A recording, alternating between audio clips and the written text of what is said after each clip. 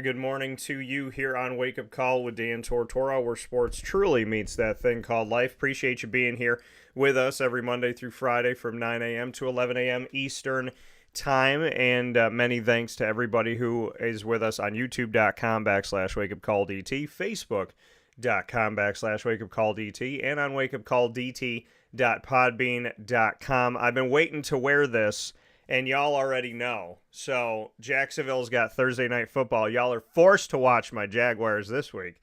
So Saints and Jaguars coming up here on Thursday night on a short week. Hopefully Trevor's going to be okay. We got some great stuff to talk about inside of MonPazPopcorn.com's What's Poppin'. AD and DT, Bob Beretta is back, and he will be joining me momentarily, picture in picture, to speak on what's happening on the Heights at LeMoyne College in our exclusive multimedia marketing partnership. Then we're going to flip it and do fantasy football earlier this week, and so we're going to do it in hour number one. And then in hour number two, Bob Holliday will be joining me to speak on ACC football, crossing paths with Stuart Scott, and his journey to where he is today. And that'll all be coming up around 10:15 a.m. Eastern time. So with that being said, Mr. Beretta, how we doing? I'm doing excellent, Dan. How are you today?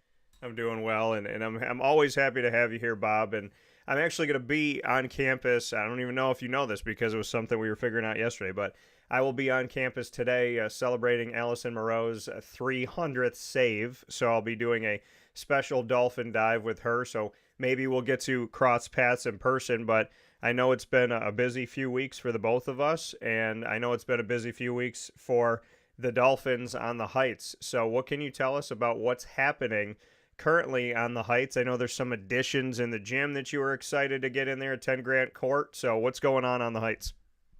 Yeah, Dan, and congratulations, your Jags. They're off and running. So big week, I know. Big Thursday night game here.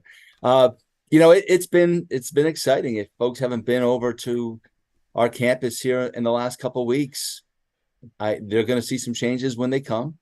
Over at the baseball field, our dugouts have been demolished, and we have our footings in, and we're awaiting our new dugouts here by the start of November. So big changes over to Dick Rockwell Field, much needed and long awaited for our baseball team from a safety standpoint, but also just again we're trying to elevate all elements of our program, and I think the facility piece is something that we're taking a good hard look at, getting great support from campus, and we're moving forward. So that project will be completed by the middle of November, we hope.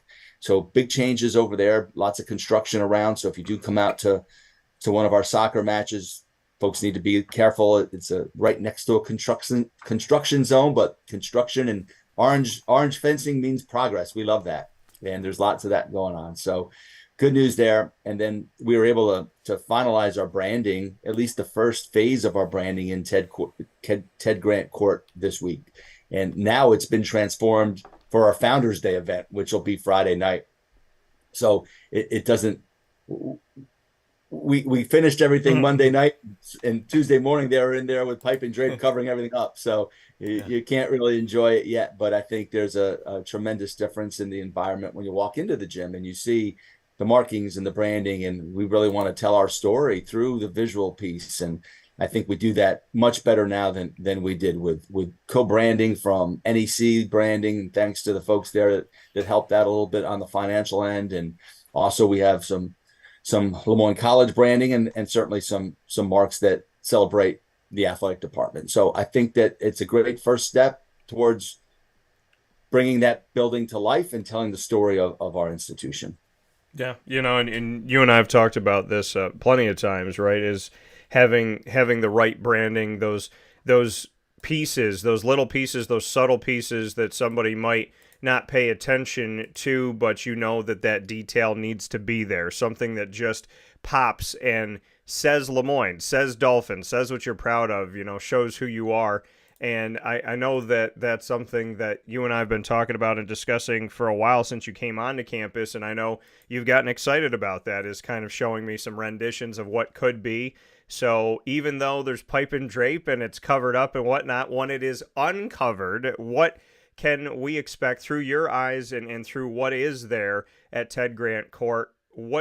How would you describe kind of the new face of Ted Grant in a way? Yeah, I think that when you walked into our gym, it was pretty sterile, to be candid. A beautiful gym, a lot of white walls, lots of white walls. Yeah. I'm not a big fan of white walls. I like to put some branding up. I think it brings things to life. So you'll see any place where there was kind of a spot that screened for some branding, we tried to fill. And there's more, right? We weren't able to attack it at all.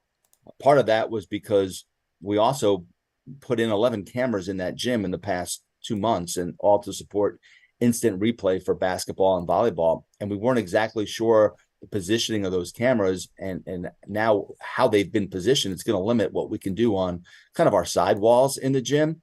But again, progress from that standpoint with the NEC now.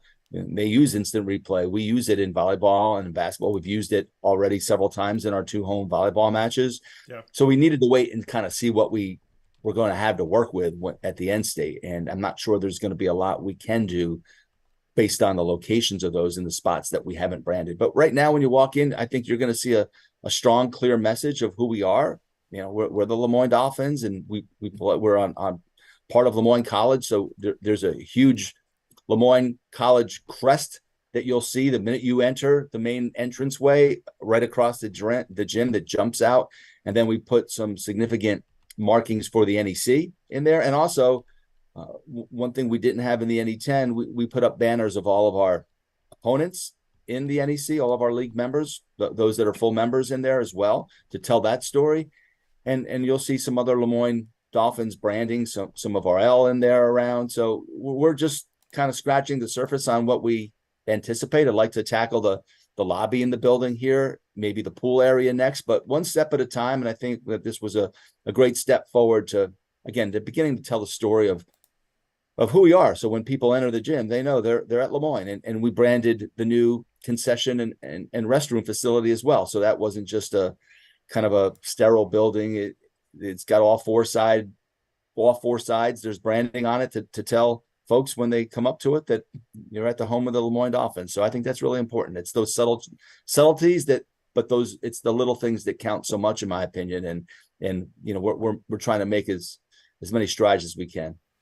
Yeah, you know, and like you said, you know, just having these different pieces come in at different times. You spoke about the dugouts being demolished, and it really is kind of a jarring moment if you've been up to a baseball game that you're going to the soccer games, and I know a lot of you have come out to support men's and women's soccer, and I appreciate that. And you turn around and you're like, where'd everything go? And so, I mean, it's just but construction, like you said, when you see the cones, when you see the vehicles, it screams progress. When, you know, someone comes onto campus as a prospective student or student athlete, and they're looking around and they're like, oh, what's that? Or what's going on over there? You know, that it's a good thing to say, hey, you know, we're improving this. We're building that. We're bringing this here. You know, we spoke about softball having its press box, and you know, there was the different phases that you had spoken with me about well before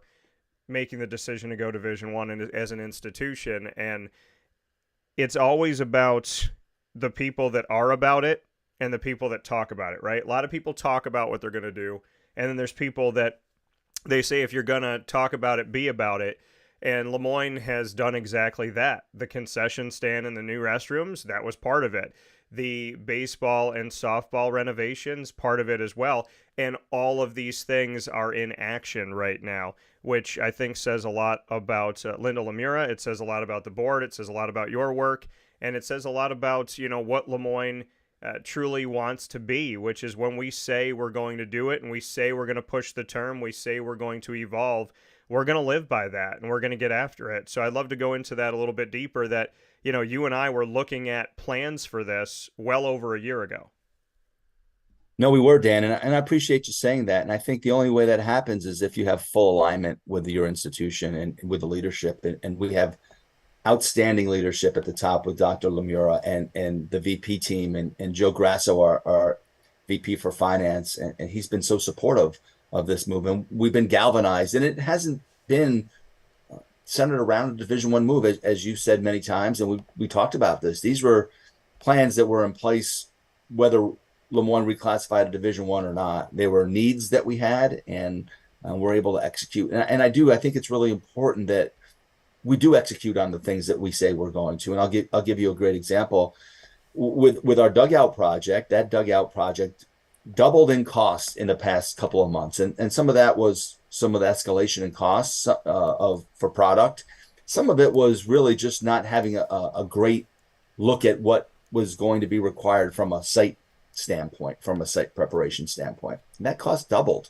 And we could have very easily said, well, you know what, we got to push it off for a year, and let's hopefully the money will be there, and we'll tackle it next year. But we were committed as an institution. The college stepped up and was able to increase funding a little bit. And then we dug deep as a department and dug deep into our fundraising dollars, into our coffers. And maybe it'll net some of them close to zero. But I thought it was really important when we say something, we're going to do it. And now it's on me and my team and our team here to go out and raise more money to helpfully bring forward with the next project. But we weren't going to wait. We have baseball players that are seniors this year, are going to be entering their final year, and I want them to enjoy those comforts. And not, if we waited a year, they wouldn't have experienced that. So it's really important to me to try to execute on what we say we're going to always keep the student athletes first, to keep every student athlete first, not just those that are coming in, but those that are here now, those that are in their last year, and try to provide them with an experience that maybe they didn't have previously. Those are all reasons why it's so important from my standpoint to execute as quickly as we can on things, because while you can say that a construction process can wait, student athletes eligibility can't wait, and they move forward. And I want them to experience our progress as much as possible while they're here on the Heights. Yeah, and you brought up a great point here with LeMoyne Athletics Director Bob Brett and myself, Dan Tortora, for AD and DT in our exclusive multimedia marketing partnership with LeMoyne. You spoke about taking care of the current student athletes and not just doing all these things for the future. To say, oh yeah, we're going to use all of these as recruitment tools. You are, but to not punish those that are there right now saying, oh, all this stuff's being done on campus and I'm not going to be able to enjoy it. The fact that when you said it costs more and different things happen, roadblocks happen, and you continue to push through as an institution, that to me is a dedication to your student athletes right now to say, we don't want you to come back here as alumni and say, I wish I could have. We want you to be the first ones to enjoy it, the first ones to go out there and celebrate the new renovations, these new elements and these new pieces. And I think that, once again, that says a lot about LeMoyne as an institution, because a lot of places would be kind of just maybe taking their time saying, okay, well, this costs more. Let's drag our feet a little bit. Let's do this. We're in no rush. We just got to make sure we have it done by the next recruiting cycle. And you're doing the opposite. You're saying, no, we want to have this done by the season so that our current teams can enjoy it. And I think that says a lot. Yeah, well, thank you. I think anyone that knows me knows I'm a bit impatient, and when it comes to progress, I like to execute on things. I like to be diligent and meticulous in our planning, but I also like to be very aggressive in our execution of things. So whenever possible, if we can hit the gas pedal and move forward, we're going to do that. And I just think by the nature of our business, there's going to be evolution, and there's going to be things that people see down the road that they didn't experience. But while we can execute, while students are here, the benefit, all the better. And, we'll see that. We have our softball press box that we're still online. As far as I know, last I checked, that is still on track for a November delivery. And again, it sounds like, well, it's just a press box, but our student athletes work out of there in the fall. They help us work out of there. It helps us tell the story of our student athletes by having a safe work environment when we stream, when we're working the event. So all those things are translate into a benefit for our student athletes. And that'll be three major projects that we were able to tackle since May. And I'm really proud to be part of this institution that has been so committed to that. You talk about serving, and these facilities serve. These facilities serve the concession and restrooms. Well, they serve our student athletes, but they also serve those that come and support our student athletes. The dugouts was, to me, a straight health and safety issue, and it also enhances the overall visual appeal of that facility. As you drive in one of our main entrances on campus, that's our living room. That's what people see, and we want to make sure that that is the next phase complete. And we have another phase there, hopefully, that we'll be able to knock out maybe next summer. And then, of course, over at softball. So 3 major projects. Really proud of the progress that we're making.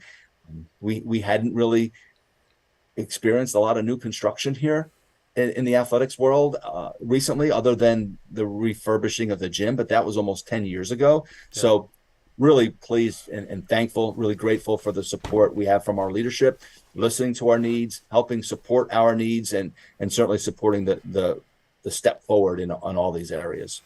Yeah, and to see it come to life, and at the same time, there's all these things happening on the fields and in the pools and on the tracks and whatnot right now, and on the courts when we look at volleyball. So, life is continuing here. There's things that are happening. Before I let you go, Bob, speaking of one of those things that's happening, there was with the decision to go Division I and go to the NEC, the Northeast Conference, there was that thought of, okay, all of the teams are going to transfer over. They're all going to be in D1, but all but one of them are going to be in the NEC because men's lacrosse currently doesn't have enough membership.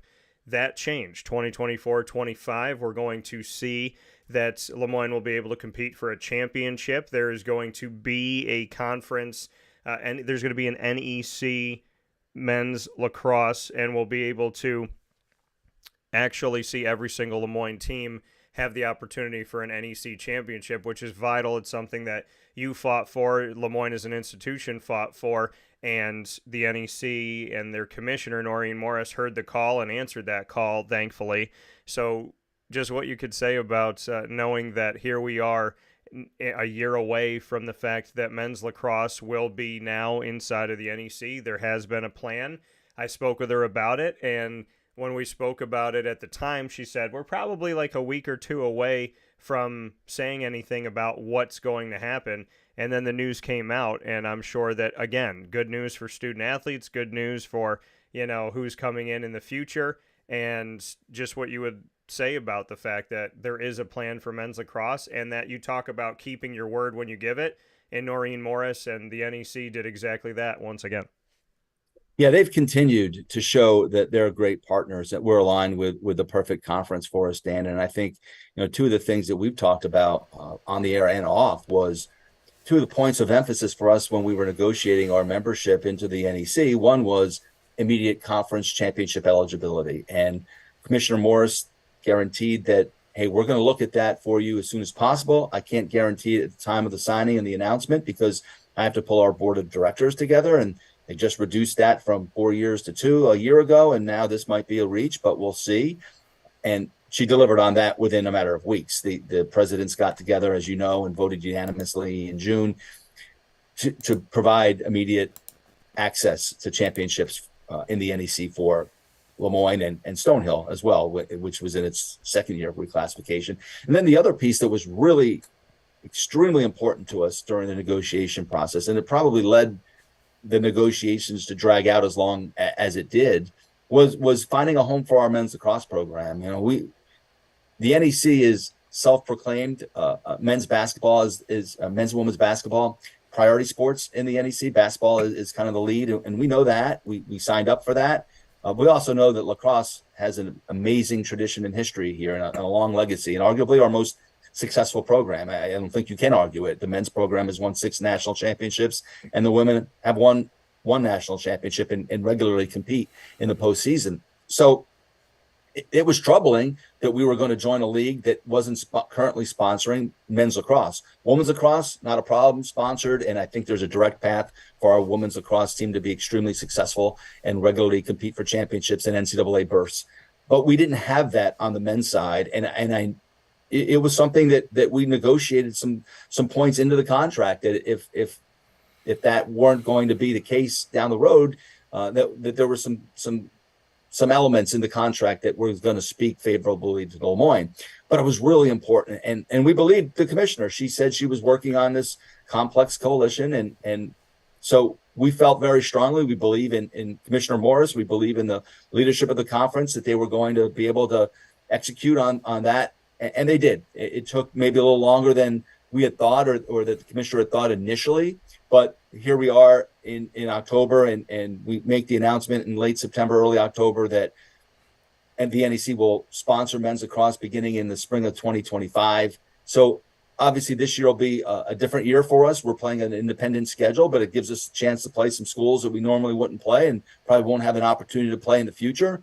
But then starting in 2025, our men's lacrosse team will be battling for a conference championship. And then within 3 years, they'll have a direct path to the NCAA, to the big show, and maybe a path to Memorial Day weekend, right, again. So really pleased with that. It was critically important to us that we were able to take care of our men's lacrosse program. The commissioner, again, someone who lives by her words, and she promised she would do everything in her power. And I know it was a complex coalition that she had to form to bring a couple of two associate members in, and she was able to bring VMI and Detroit Mercy. And I think that puts us in two great marketing spots as well. Again, continuing to expand the footprint of LeMoyne College. Well, now we're going to be down in Virginia on the men's lacrosse side, and in the Midwest where we do recruit heavily with Coach Sheehan when we play in Detroit for Detroit Mercy. So another Jesuit institution, I might add. So I think we could not have asked for a better outcome there.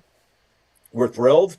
Obviously this year, a little bit of a challenge, but following this year, all of our teams will be competing for NEC championships immediately. And it shows the alignment. It shows the fact that they live by their word, and that's really important in this day and age. Yeah, absolutely.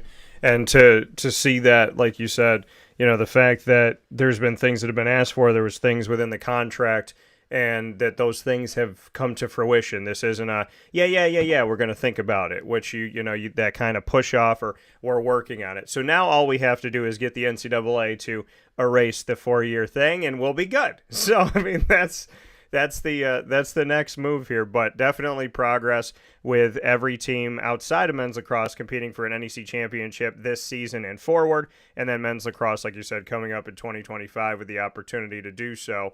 I do have some questions and different things coming in here. I know that Army has shown up on some schedules in different places, so there was the question of will Army be on the men's lacrosse schedule, is what I just received. So yeah, I leave the scheduling to Coach Sheehan, to all of our coaches, really. When they bring a guarantee situation to me, I'll talk, or if it entails great travel, we'll discuss it. But I'll leave that one to Coach Sheehan to answer. We are playing down there in December in men's basketball. Thrilled with that matchup. I think more of our teams will play down at West Point, and West Point will be coming up here next year. The men's basketball team will be coming here to Syracuse to play us. So I think you'll see more and more of that. I just think it's an incredible experience to go down to the academy for our student athletes here at LeMoyne to see what is, in my opinion, a national treasure. I felt that way when I was there, and I still feel that way. It's a jewel. It's a jewel, and it's all of ours. It's the taxpayers' jewel. And so I think for our student athletes to be able to go down and gain that experience and play quality competition that's only 3.5 hours away, I think it's someone that we'll consider across all sports. And as time goes on, you'll see those schedules evolve. But in terms of men's lacrosse, I think you'd have to leave that one up to Coach Sheehan. I let him pick his schedule.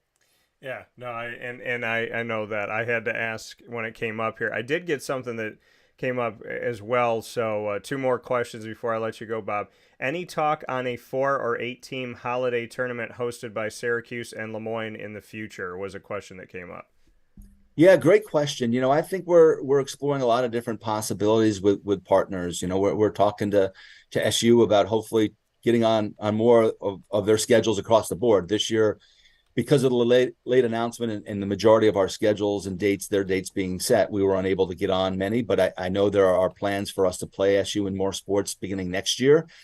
Potentially, you could see something creative from a tournament standpoint. I'd love to be open. I mean, we're open to all those things. I love creative approaches to competition. So I think that's a great suggestion and something we may visit down the road for sure. But you'll see more LeMoyne Syracuse matchups in the 24-25 season than you will in the 23-24 season.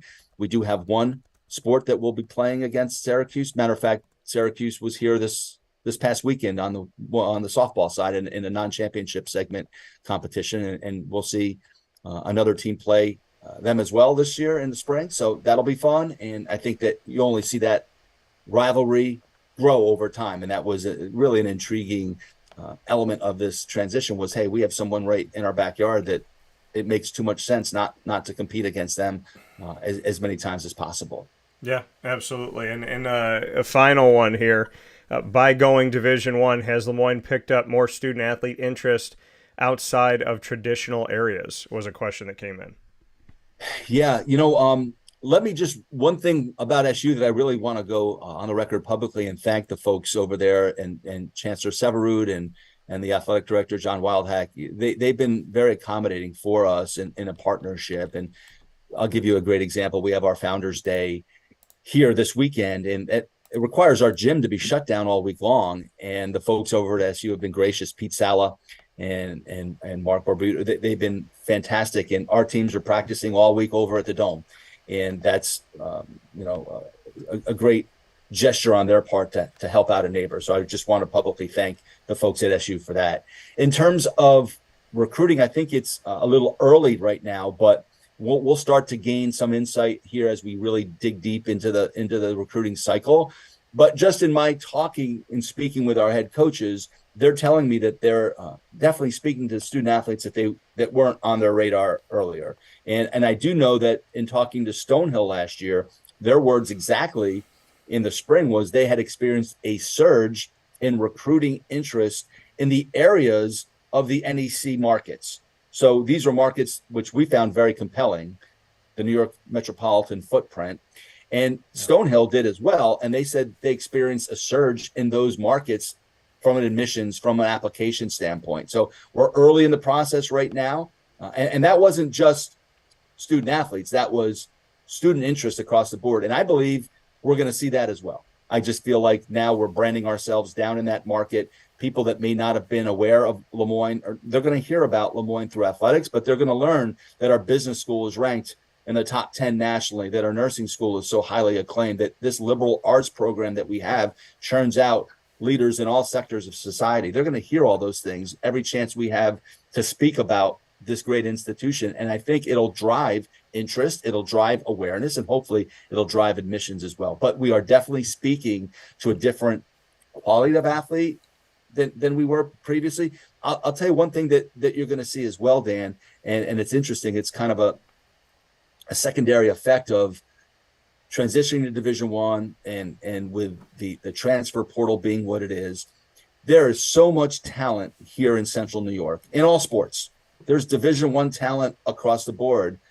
But prior to this year, there was only one Division I institution in Syracuse, and it was SU. Sure, Colgate was down the road, and Cornell, and but there's now another Division I institution in people's backyards right here in Syracuse. And I think a lot of the talent that may have left and gone to a different region of the country, whether it be down south, and maybe that young person didn't get the experience they were expecting. Maybe they thought they were going to go down to a major group of 5 school or even a Power 5 school and didn't gain the playing time. Well, now they can come home and play Division I at a school, and maybe SU wasn't something that fit their needs. Well, now we are an option for them, and we're seeing that. I think you're going to see that as the year unfolds. You're going to see some local talent coming back home, and we saw that prior to the transition in men's basketball. Luke Sutherland, right? I know how close you are to Luke, and you've watched him play so many times. Luke is a standout player for us.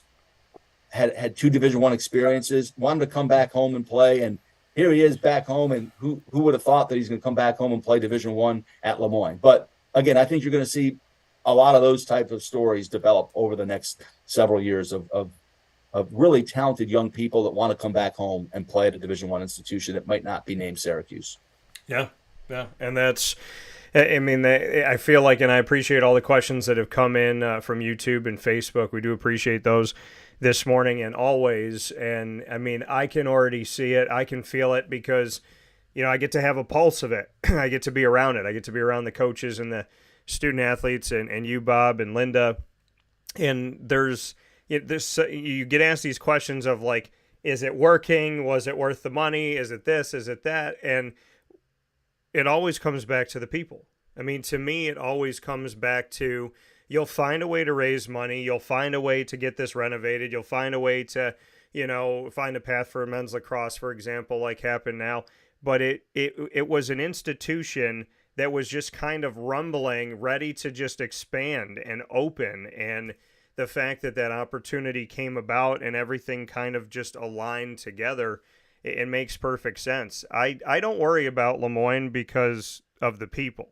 As long as you have good people, you have the opportunity to have no ceiling. And when there's excitement and there's people determined on doing the right thing, helping others, and keeping that Jesuit mentality and always living with where greatness meets goodness, this is where we see this. Like, this is not your typical D1 school. This is not your traditional Division I school. And that's why I love telling the story, because when you support LeMoyne, you're supporting a community, you're supporting people that genuinely care, you're supporting people that say hello to you when you walk by them on campus. There's things that aren't happening in society that are still happening at LeMoyne. And those are the things that you fight for. So, yeah, there's opportunities to come, and there's more L's and there's more Dolphins on campus, but above all of that, the people are still there that were there at Division II, and they're there here in Division I, and they're going to help, like yourself, to transition us into what I hope to be and believe can be the best era that LeMoyne has seen. Yeah, and I'm so pleased that you said that, Dan, because it is about the people, and this is a bold move, but we have bold leadership in place with President Lemura, with Pete DeLaura, with the Board of Trustees, and we were tired of being kind of that sleeping neighbor of Syracuse's. We felt like we could grow to be more. It's that Magis piece. It's always wanting a little bit more, and it's inherent. It's part of our fabric as a Jesuit institution. So this was a logical step. But it's not a logical step if you don't have great alignment and if you don't have bold leaders. And we're blessed to have bold leadership. And I'm firmly supportive of this move long term. I think this was absolutely the right move to make. I only that those feelings have only been strengthened by how well we've competed here in the fall. Always like to have more victories, but we've been highly competitive. And I'll remind people that we've been competitive with our rosters that are made up of players that were recruited to a Division II program. We weren't able to benefit from the Division I recruiting announcement because it was so late in the cycle. And to see that our soccer teams, for instance, this weekend, our men's and women's soccer teams, they both played top teams in the NEC. Our women, they go on the road, they take on Central Connecticut, which is a 5-time defending regular season champion, hasn't lost a regular season game in 2 years. We lead the entire game, end up with a draw on the road, a great draw on the road. And at the same time, our men are playing here against an undefeated St. Francis team, which is highly, highly talented, very skilled. And we play to a draw on the men's side. So do I think we can compete? Absolutely, because our trajectory is only this direction. And, you'd have to think that some of the schools, they've had their footing at Division I. Well, we're taking them on head to head right now. We're competing ferociously with them, and our trajectory, the ceiling for advancement on this campus is unlimited. So, yeah, I feel really good. And again, about the people, I was fortunate enough to attend an event last night at the Century Club. It's really important to me that we're involved in the community as much as possible. So I was invited to go. I went to represent the school and with Mark Lattis and some other group. They brought some folks from the Baseball Hall of Fame. But we talked a lot about community involvement. And we have a partnership with the EOP group, the Youth Enrichment Opportunity Group in the inner city Syracuse. And we had some young men and women that came over last year to several of our basketball games, sat courtside. And we were already talking about how we'd incorporate that group again into our games and interact with our student athletes. So it's really important to me as a leader of this department that we put our money where our mouth is. We talk about being involved in the community. I want to make sure that as a leader that I'm out there and that we're leading from the front and trying to help the community. And now that we're Division I think that platform has only been elevated, and we're going to continue to try to make an impact in as many areas of this great city as possible. Yeah, and that's what it's all about, right? Making a positive impact, leaving something better than you found it. So with that being said, AD and DT, I never know how to say goodbye because there's so many great things that we talk about and we get to share, and also beyond everything, our friendship. It's very hard for those of you that haven't met Bob. It's very hard for you to meet this gentleman and not want to sit down and have a sandwich with him and pick his brain and get to know who he is and why he is. And there's a lot to be said about your leadership and about how you lead and what you do and being a man of your word, which you've always been to me. So LeMoyne Athletics Director Bob Beretta speaking on what's happening on the Heights in AD and DT, exclusive to Wake Up Call with Dan Tortora in our multimedia marketing partnership. Bob, I can't thank you enough. I will be on campus this afternoon. Hopefully I'll get to see you for a couple minutes and celebrate Allison and the fact that she has 300 saves. But as somebody replied to the post that I put up about it, that does not count all the corners that she had deflections on and all these other things that she's done. And she's been truly incredible. I've spoken with her about it already this season, but can't wait to talk with her again and look forward to seeing you soon. But above all things, Bob, thank you for being a person of your word, and thank you for being a good friend that knows what that means in today's world. Well, thank you, Dan, and we certainly appreciate your partnership and our friendship. And we talk about people. We feel like you're part of this family as well. You help tell our story better than anyone. So thank you for all you do and coming to help tell Allison's story. We talk about a young lady, a local talent who has been just a stalwart for us for 5 years, and amazing talent, a Division I talent. And she's a big part of why we've been so competitive. She's just been outstanding. I wish we had her for 2 more or 3 more years, but unfortunately we're going to have to celebrate her graduation and her path forward. But thank you for telling that story. Thank you for your involvement in what you do with our leadership and with our student athletes on a daily basis. And you're a big part of this transition. And we're blessed to have you as a member of our Finn family. So thank you. Proud to be a member of the family. As you can see, Bob and I both have fins in our office studios. So fins up, Bob. Fins up, Dan. Good talking to you. Have a great day. You too. Have a good day. Thank you. That coming from Bob Beretta one more time here on Wake Up Call with Dan Tortora, where sports truly meets that thing called life. We're going to take a quick step aside for those of you that are watching saying, where's my fantasy football, Dan? I need that energy. Well, we're going to bring that to you right after this.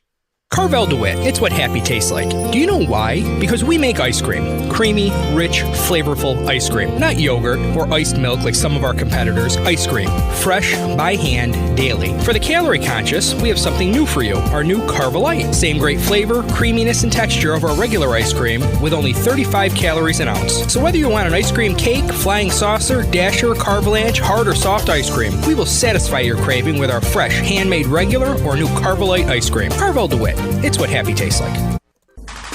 The Wildcat Sports Pub in Camillus, New York is located on 3680 Milton Avenue in the Home Depot Plaza. It is your family-friendly sports bar and restaurant. Folks, some sports bars aren't family-friendly. Some family-friendly restaurants are not sports bars. The Wildcat Sports Pub in Camillus, New York is proud to be both. It is that marriage that you've been looking for years. The Wildcat Sports Pub is your home base for your sports bar and restaurant needs, games for the kids, indoor and outdoor activities, and enough things on the menu to come back every single week and get to try something new. They're open Sundays from noon to 8 p.m., Monday through Wednesday, 11 a.m. to 11 p.m., and Thursday through Saturday from 11 a.m. to midnight. For reservations and party information, call 315-487-2222 for the Wildcat family-friendly sports pub and restaurant.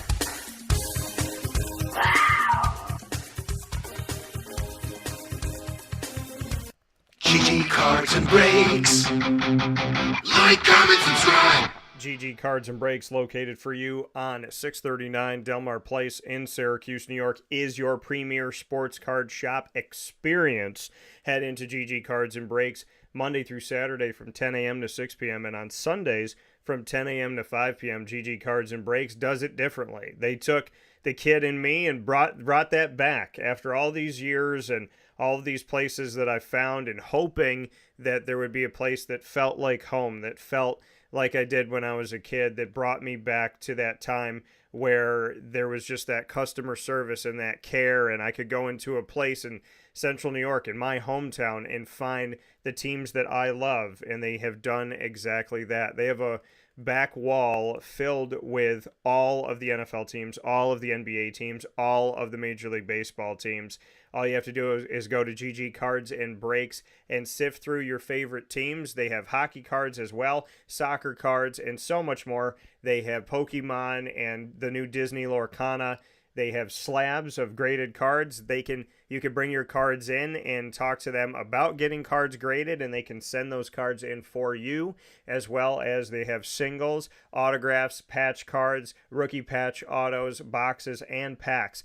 Everything you need as a sports card collector is right there, including the top loaders and the sleeves and everything else, your binders, to protect those cards once you open them up and find out what you got. So head off to GG Cards and Breaks today and continue the hobby that we all know and love so very much in the sports card collecting world on 639 Delmar Place in Syracuse, New York.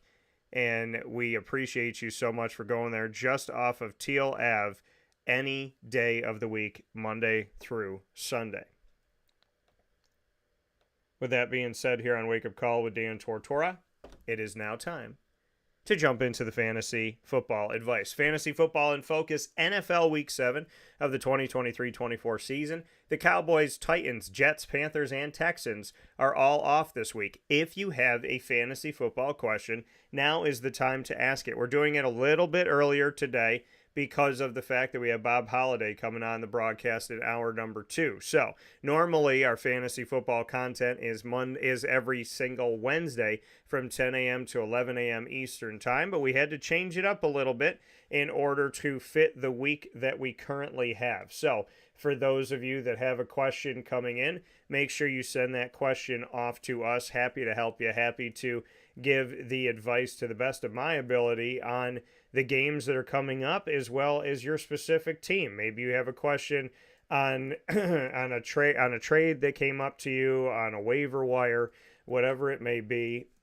Always happy to help you decide what to do next with your fantasy football team and how to handle things that come up. It's always good to have another pair of eyes. It's always good to have the conversation, right? Because somebody might be offering you something and pushing for you to do it, and it might be great for them, not great for you. So send in your questions to me, and I can help you out, and we could go forward with that. As you know, we go through the schedule top to bottom, so whatever is on your screen, if you want to know where we are in the show, listening live or on playback, the best way to know exactly where we are is to focus on the conversation.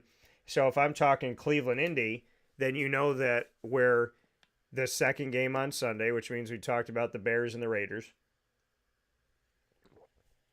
And we're past Thursday Night Football. So if you need advice on Thursday night and you hear me talking about Colts, you go back to Jacksonville at New Orleans, and you could get the information that you need right there. So that's a nice way to kind of let you know where you're at in the grand scheme of things so that you don't get lost in the shuffle. I know some people come back and watch these videos in the moment, right? Like you need to set your team right now. You need to get it done. And so you're sifting through and you're trying to get the information that you need, and you want to be able to jump right to it. So I try to help you out as best as I can in making that as easy as I can for you to do what you got to do. So let's jump into this first game. We have the Jaguars at the Saints. The Jaguars are on a 3-game winning streak and going on right now. Jacksonville Jaguars, and I've been on site on location. You just heard from the gentleman yesterday on the broadcast that we had specials with Evan Engram, Anton Harrison, DeJuan Smoot, Rayshon Jenkins, Kaylavon Chason, as well as Roy Robertson Harris and Trevor Lawrence all joined the broadcast. Those are going to be airing as individual specials on all of our channels. And for those of you that don't know how to get to us through our audio channels, it is very, very simple to do. And all you have to do is go to Amazon Music, Audible, iHeartRadio, iTunes, Apple Podcasts, Player FM, Podbean, Podchaser.com, as well as Podvine, Spotify, TuneIn, YouTube, and search Wake Up Call with Dan Tortora, or one word, Wake Up Call DT, and that's how you find me. So make sure you do that today.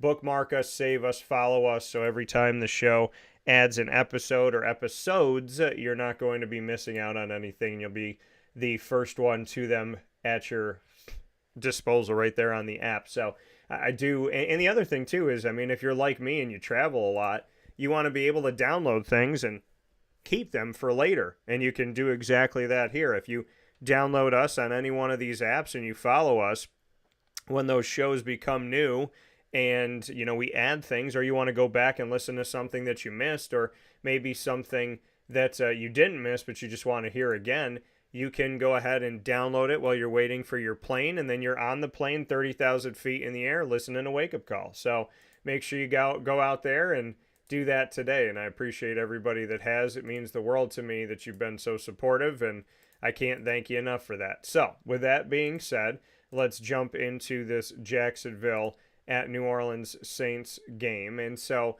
Trevor Lawrence right now has been a limited participant with his knee injury. Obviously, the hope is he will be able to go. It is a short week, and he suffered a knee injury toward the end of the game that they just played that I was down in Jacksonville for, that Colts game, the 37-20 victory. So he is currently questionable to play in this game, but hopefully he'll be all right and he'll be able to go. I obviously don't want to see the Jaguars rush him. So if for any reason they have some thought that this could be a bad choice, I hope that they make the right decision for the longevity of the team and not just the here and now. So just monitor that with Trevor. If he's able to go, then he's worth playing. Travis Etienne Jr., definitely worth the play. Calvin Ridley, Christian Kirk, both worth putting out there, and so is Evan Engram. Brenton Strange is a sneaky one. He caught his first touchdown ever in the NFL as a rookie, and he also caught the pass that helped to get Trevor Lawrence into fourth all-time in passing yards in Jacksonville history. So just make sure that you monitor the fact that Brenton Strange is on your radar. And maybe if you need another tight end, you got to pick somebody up. You got injuries. You got somebody that's, on IR or whatever it may be. Brenton Strange might be someone you want to consider picking up. So I will just tell you that now in advance because you got to be ahead of the ball game here. But plenty of players to play on the Jaguars side. On the other side, with Derek Carr, looking at what he could do in this. He's playing the Jaguars defense, so I would keep him off this week. I would play Jaguars defense and special teams in this matchup as well. Alvin Kamara and Kendre Miller, they've been playing well against the run, and what did Roy Robertson Harris say on the show yesterday? Stop the run, go have fun. So they've been able to do that. They've done it in a big way. Jonathan Taylor had next to nothing. Zach Moss didn't have much more than that. So I would say that, as far as this goes, if you want to play Kamara, I have him downgraded to a running back 2. I have Kendre as a running back 3 or 4. Chris Olave, hopefully he'll be healthy to go. He's got a toe injury. But if he's able to go, then I have Chris Olave and Michael Thomas as wide receiver 2s for you. And Taysom Hill, who's their jack of all trades, I have him as someone you could still flex out. But again, I got him as a flex 2, not a flex 1, because of the fact that they're playing the Jaguars defense, who, like I said, I think you should play this week as well. Next matchup, Las Vegas Raiders. The Raiders going up against the Chicago Bears. I always got to give that love to Chris Berman, who created his own version of the Raiders. So, I try to go with him on that because not only have I met him, but I grew up watching him, and he's definitely been an inspiration for me. So when it comes to his work, Josh Jacobs, I think in this match, definitely Josh Jacobs is worth the play. Devontae Adams worth the play as well. Jimmy G is questionable with a back injury. Brian Hoyer is there now, and week Devontae Adams, I have him as arguably an RB1. Or RB1, arguably a wide receiver 1, I guess I would say, in this. I would put him there. I think I'll put him at a wide receiver 1. And then I go back and forth with it, but they're playing the Bears. And then Jacoby Myers, a good PPR here. I would say that he would be a good wide receiver 2 this week, arguably, in the matchup. So I would put him there for that. And then moving on to the Chicago Bears. DJ Moore's been all right, so I'll put him in this game. He's playing the Raiders. I'll put him as a wide receiver 2. Cole Kmet, I'll put him as a low end 1, high end 2 at tight end, and that's it as far as who I would play in this matchup. I don't see a lot of great here for the Chicago Bears. The Chicago Bears haven't been great. That's been the issue, right? So that's been the problem. And so looking at this right now, and I want to make sure that we answer a question that just came in. So a question that we have here, should I drop, let's see here, Ravens defense to pick up Tampa Bay's defense? Well, my question to you, David, do you have another defense on your roster? That's going to be first and foremost. And to pick up Tampa Bay's because Tampa's playing Atlanta. Atlanta can score, so I don't feel great about that situation for you. So he doesn't have another defense. Okay. So looking at this, Detroit's playing Baltimore. Detroit's going to score too. Do you drop Baltimore defense to pick up Tampa's defense? That's a good question. It's a really good question. They're both playing at 1 o'clock, so we'll find out. But I would see, my issue is looking at your future. It's looking at what you have after that. So let me do this. Let me look at Baltimore's, what they have left on the schedule. Early on in the season, obviously, but let me see what they got here. So the Baltimore Ravens defense is going to be going up because this is going to kind of speak to me here as far as what's going on here. So the Ravens have to face the Lions, Cardinals, Seahawks, Browns, Bengals, Chargers, Rams, Jaguars, Niners, Dolphins, Steelers. Okay. All right. And the Bucs defense is going to be facing who do they got? The Falcons, the Bills, the Texans, the Titans, the Niners, the Colts. I like the matchups better for Tampa, so I would say yes. Go with Tampa. Go with their defense. Because I think the Ravens are going to be playing more teams that can score. And, it depends on your scoring system too, David. It depends on what you get points for in your defense. And it depends on, are you getting points for yards allowed? Are you getting points for how many points the opposing team scores? It also depends on all of that. But based on that and how I score defense and special teams, I would say yes in this case. Cleveland at Indy. So make sure you send me over that info, David, if you got it, and just how your team scores here. But as of right now, looking at it the way I would look at a defense and special teams, I would say yes. Cleveland at Indy.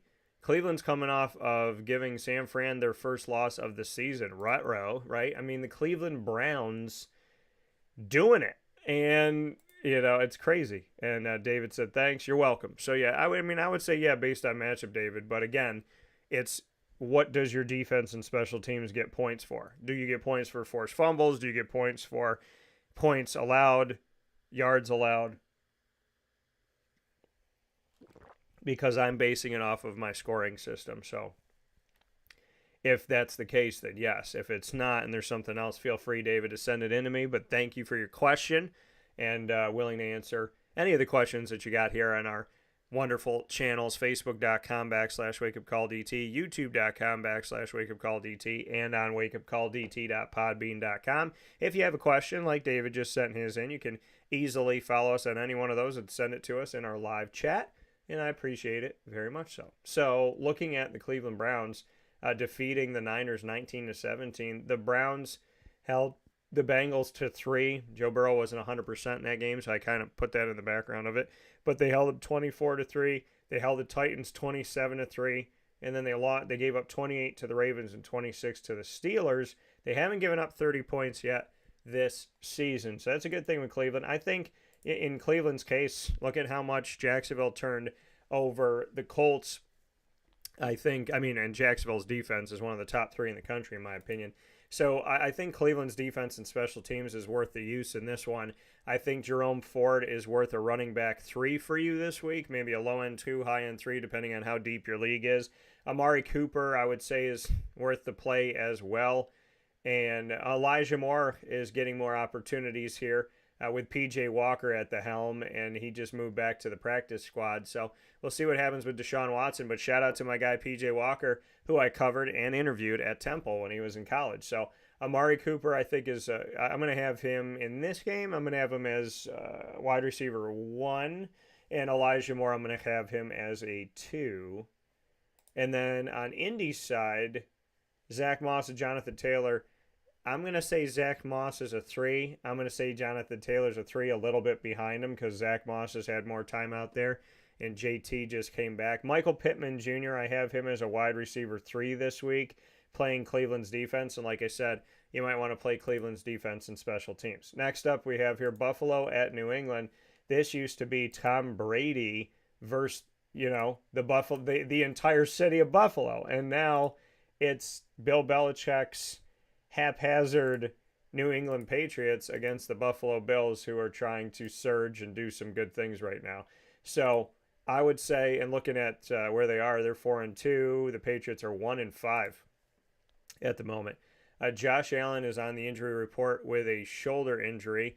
If he's able to go, I'd put him out there. We might see Kyle Allen depending on how this game goes. And so I got Josh Allen. If he's able to play, he's a yes. James Cook is a yes as a low-end 1, high-end 2, depending on how deep your league is. Latavius Murray is a sneaky flex for you, I would say. So you could flex out Latavius and put him as maybe a running back 4. Shout out Onondaga County, my home county, and Latavius is as well. Stephon Diggs worth the play. Gabe Davis worth the play as well. Dalton Kincaid is questionable with a concussion, and so God willing, he'll be okay. If he can't go, this might be the week to play Dawson Knox and put him out there since he'll have the lion's share of opportunities at tight end. On the other side of it, there's nobody that I would tell you to play against the Bills. Maybe Hunter Henry or Mike Gesicki if you could play 2 tight ends. Beyond that, I don't trust any of the Patriots to go out there. Commanders at Giants. Let's jump into that one here. The Washington Commanders facing off against the Giants. And this is another divisional game that we're going to see. The Giants have been all over the place and hard to figure out exactly who they're going to be this season. The Commanders are 3-3. The Giants are 1-5, but they seem better than a 1-5 record, at least to me. So the Commanders, Brian Robinson Jr. and Antonio Gibson. Gibson got his first touchdown of the season here recently. Brian Robinson Jr., I would put him as a running back 2 this week. Terry McLaurin as a wide receiver 1. Jahan Dotson maybe as a 2 or 3. I'd probably safely put him as a wide receiver 3. For the Giants, Quando is supposed to be here and ready to go. Daniel Jones, questionable with a neck injury. Hopefully he'll be okay. Saquon, I'm going to say he's a low-end 2, high-end 3 this week because of the defense he's playing and because of how one-dimensional the Giants may end up being in this game. So that's what I'd say about that. Atlanta at Tampa. Let's jump into the Falcons game. We were just talking about Tampa with David's question. And so Atlanta at Tampa, I would say Bijan is a yes for me. Tyler Algier is a running back 4 for me. Just because Algier's been it's just been inconsistent. I feel like they're going to use them both. But he got used so much in the beginning, and then he just kind of like fell off the face of the earth. And so, and then he comes back last week, and he has the same amount of carries as Bijan, and he does more with it. He 51 yards on 13 carries. Bijan had 37 yards on 13 carries. So it's like, Bijan's involved more in the passing game. Bijan was in a place where he was targeted 8 times. He caught 5 of those. And David sent us a message here on the scoring. So He gets a point for a sack, 2 for interception, 2 for fumble recovery, touchdown, safety, block kick. Okay. Yeah, so I would say go with Tampa, David. I would say Tampa. I mean, I like Ravens defense, and there's a lore of Ravens defense. The thing is, like, to this day, if you draft the Ravens defense, you feel like you did something good because of their history, their name, right? There's not been a year where someone said Ravens defense in fantasy football and someone was like, ugh, oh my God, I can't believe you would ever pick that team, right? So I think it's more of the lore of it, and Tampa doesn't have as much as like the lore, but I think Tampa has more favorable matchups coming up is why I chose it. But thank you for sending that over, David. I appreciate that very much so. So Bijan Robinson, I would go with him in this matchup. I got him as a running back 2 this week, low end 1, high end 2. I got Algier as a 3 or 4 to flex out if you're going to play 4 running backs. Drake London, I would say I mean, he's still doing it, man. He's doing it and doing it and doing it well. He doesn't represent Queens, though, and he wasn't raised out in Brooklyn. If you don't know that, then you don't know LL Cool J, and I feel bad for you. But he's from USC, Drake London is, so I would say that I would say Drake London is worth the play. Just came off a 100-yard game. And I think Kyle Pitts as well. I still got him as a tight end 1, low end 1, high end 2. On the other side of it, Rachaad White against Atlanta. I feel good about that. I got him as an RB2. And Keyshawn Vaughn worked as the number 2 back. Let's see, Sean Tucker, Syracuse product here. Didn't have anything offensively going. So I would say Rachaad White's a 2. I would say Mike Evans and Chris Godwin against Atlanta's defense. I'll have them both as 1s. And yeah, I think this could be a day. Baker Mayfield hurt, though. Hand injury, God willing, he'll be okay. I told you within the first 4 or 5 weeks I thought we would see Kyle Trask, and I was hoping it wouldn't be because of injury. But we may see Kyle Trask this week because of injury, and I think Kyle Trask is someone that is very underestimated. So if we see him, I think he might have himself a day.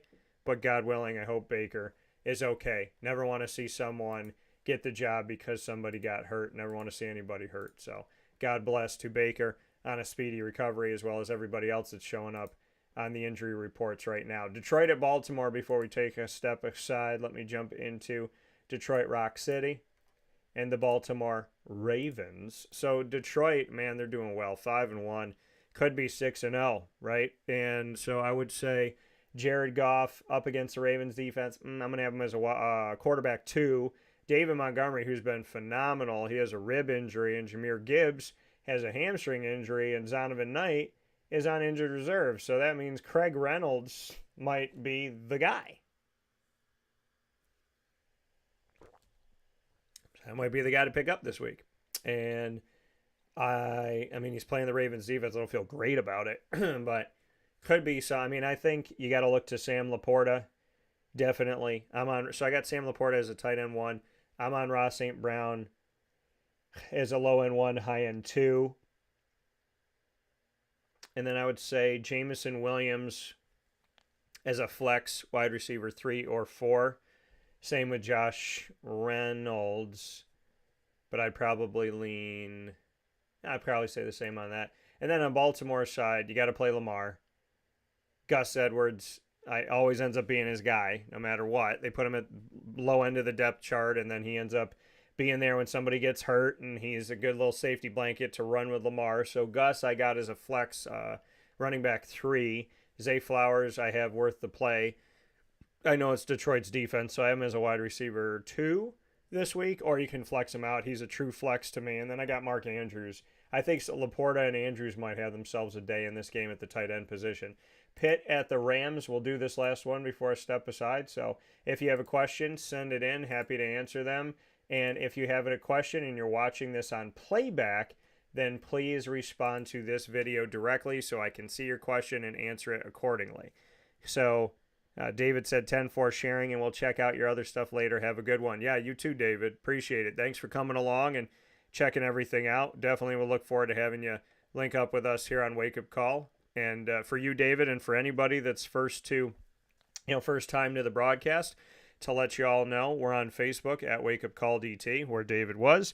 We're on Twitter at Call D, or whatever you want to call it now, X at Call DT, and Instagram at wakeupcall_DT. And on YouTube, you will find us on youtube.com/wakeupcalldt. So make sure that you like us, follow us, subscribe to us, and you can also find us on Amazon, Audible, iHeartRadio, iTunes, and Apple Podcasts, Spotify, TuneIn, YouTube, I mentioned, Podbean, Podchaser.com, Player FM, Podvine. All you have to do is search Wake Up Call with Dan Tortora, and you can find us there, or one word, Wake Up Call DT. In the Pittsburgh Steelers game, Kenny Pickett, I need you to keep doing well, Pickett. I got that downtown Kenny Pickett rookie card that I believe they said was a case hit. And so, hopefully he keeps winning. That card keeps going up, Mr. Pickett. But, I'm happy for Kenny Pickett because I covered him in college too. And I'm happy to see him. I thought he would be a Steeler, and obviously he is. I'm excited to see what he could do. They just got a big win against the Ravens in division, and they have the same record. So that's big for them, 3-2 right now, trying to get on the right side of things. And George Pickens has been wonderful. Pickett to Pickens has been the thing that's been going on. So I know they're going to the West Coast, but I like Kenny Pickett in this game. I got him as a there's a lot of quarterbacks that are off, so he might be going out there for you this week. I have him as a 1, not as high of a 1, but I still have him as a QB1. Najee Harris, I have him as an RB1. George Pickens is a wide receiver 1. Fryer and Jalen Warren, you could flex him out as a 3 or 4. A hamstring to Freiermuth, not good. Hopefully he'll be okay. And then on the Rams side of things, I guess Zach Evans is going to be the guy, or Royce Freeman if Kyron can't go. He's got an ankle injury. Ronnie Rivers is doubtful with a PCL injury. Zach Evans and Royce Freeman was promoted to the roster. Royce Freeman, who was drafted by the Bucs, and it just didn't work out. So I would say in this game, Cooper Kupp, I got him as a 1. Puka Nacua, one of the most fun names to say, and that's why I say it like that. So it's fun. But yeah, I actually, if you watch our most recent box break, my big brother Joey got a rookie card of Puka Nacua, and I yelled it out like that during that as well. So I was like, Puka Nacua. So Puka's the guy, and he's been doing some good things, man. Him and Cooper Kupp. But now that Kupp's kind of shining, the good thing about Puka is Puka takes the pressure off of Kupp. Kupp takes the pressure off of Puka. So you kind of want to try and have them both in fantasy if you can. And so I would say Kupp is a 1 in this. I'd have Puka as a low-end 1, high-end 2. Higbee could be a nice little sneaky mid-range tight end 1 in this matchup. Catching a couple passes, not doing a ton this year, but you never know when Higbee is going to burst out in one of these games. So not a bad one to have. He hasn't scored a touchdown yet this season, though, so just monitor that. And we're going to take a step aside. So we'll take a step aside for a fast break. We'll be back with Arizona at Seattle. If you have a question, send it in. This is Fantasy Football in Focus, proudly presented by the wonderful team at the Wildcat Sports Pub, the premier place for you to watch your games this weekend and every single weekend, as well as during the week, to go there and watch Thursday night football as well, with my Jaguars playing the Saints on the road. And so we will see you at the Wildcat 7 days a week, 3680 Milton Avenue in Camillus, New York. And you can also go there for takeout and delivery, 315-487-2222. That's 315-487-2222 for the Wildcat. We'll be back right after this. Hi, this is Amy from Mother's Cupboard, home of the whole frittata. We are open daily 6 a.m. to 1:30 p.m. For takeout orders, call 315-432-0942 and tune in to Wake Up Call with Dan Tortora for our monthly food challenge, and try our Wake Up Call signature menu item, available 7 days a week. Here at Mother's Cupboard, we are Central New York, and it's our honor to serve you. Ma and Pa's Kettle Corn and Popcorn Factory remind us that every day is worth celebrating. Find them at 201 Old 7th North Street in Liverpool, New York, open Monday through Saturday in-store and all the time online at maandpaspopcorn.com. Serving our Central New York community and beyond, you can order all throughout the country at maandpaspopcorn.com. And remember to get your tins, which have in-store half-price refills forever. Ma and Pa's Kettle Corn and Popcorn Factory, available to you for fundraising and all of your events by calling 315-450-6272. That's 315-450-6272. Ma and Pa's Kettle Corn and Popcorn Factory. How corny are you? This is Jimmer Sikowski, owner-operator of Chick-fil-A Cicero, 7916 Brewerton Road in Cicero, right in front of the Home Depot. I had a deep feeling that God wanted me to do something bigger with my life and to help people, help others. I kept putting Chick-fil-A in my life, and I realized as I was going through the franchise selection process that positively impacting the lives of others was really core to what we do here at Chick-fil-A. First of all, it starts with the food. The food is brought in fresh daily. We bring in local produce. We prepare to order in the kitchen. We hand bread our chicken. We hand spin our milkshakes. It's great food. It doesn't taste like fast food. I think the second thing is the way people feel when they come in a Chick-fil-A restaurant. It's different. We try to treat people with intentional kindness here, which is very different and deeper than good customer service. And so I think it feels remarkable for most people to come in a Chick-fil-A restaurant. And then lastly, the impact that we try to have in the community is very different. It's a big part of the expectation of every operator of a Chick-fil-A restaurant is that they're actively engaged in their community, they're a leader in the community, and they're making a difference. When they realize that what we're striving to do is to shine a little light in their life, that's a very, very different experience than you will have in any other quick service restaurant. And it's that remarkable experience that I think people will emotionally connect with.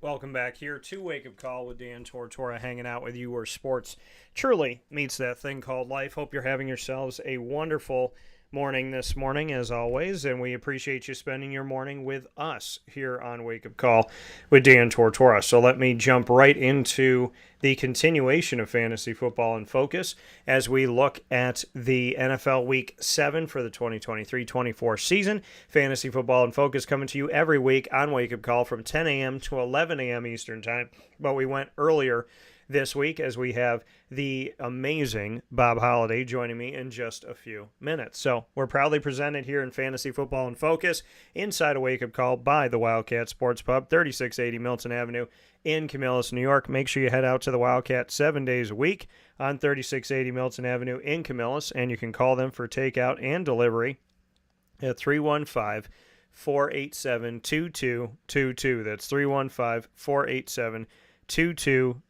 for the Wildcat Sports Pub. Make sure you go out there, get their Wildcat sauce, wings, boneless is what I do, but get their Wildcat sauce, get the chicken Caesar wrap, get the pizza, so many great things that they have there, and the fried dough I put up against anybody's fried dough that I have had in central and upstate New York in recent history. It is fantastic. Wildcat Sports Pub, 3680 Milton Avenue in Camillus. We'll see you there. So, with that being said, time to get into Arizona at Seattle. And so the Arizona Cardinals have tried to find a way. They haven't looked horrible. They haven't had a great season. They're 1-5, but that one win that they had is over the Cowboys, again, who look like pretenders this season, right? Cowboys come out.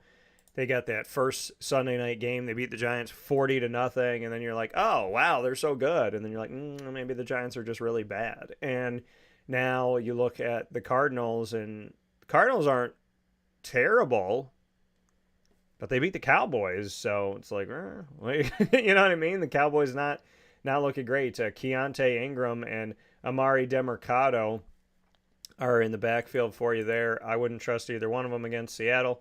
If you want to play Hollywood Brown or Zach Feels So Good at Ertz, Trey McBride, I mean, he had a season best recently here.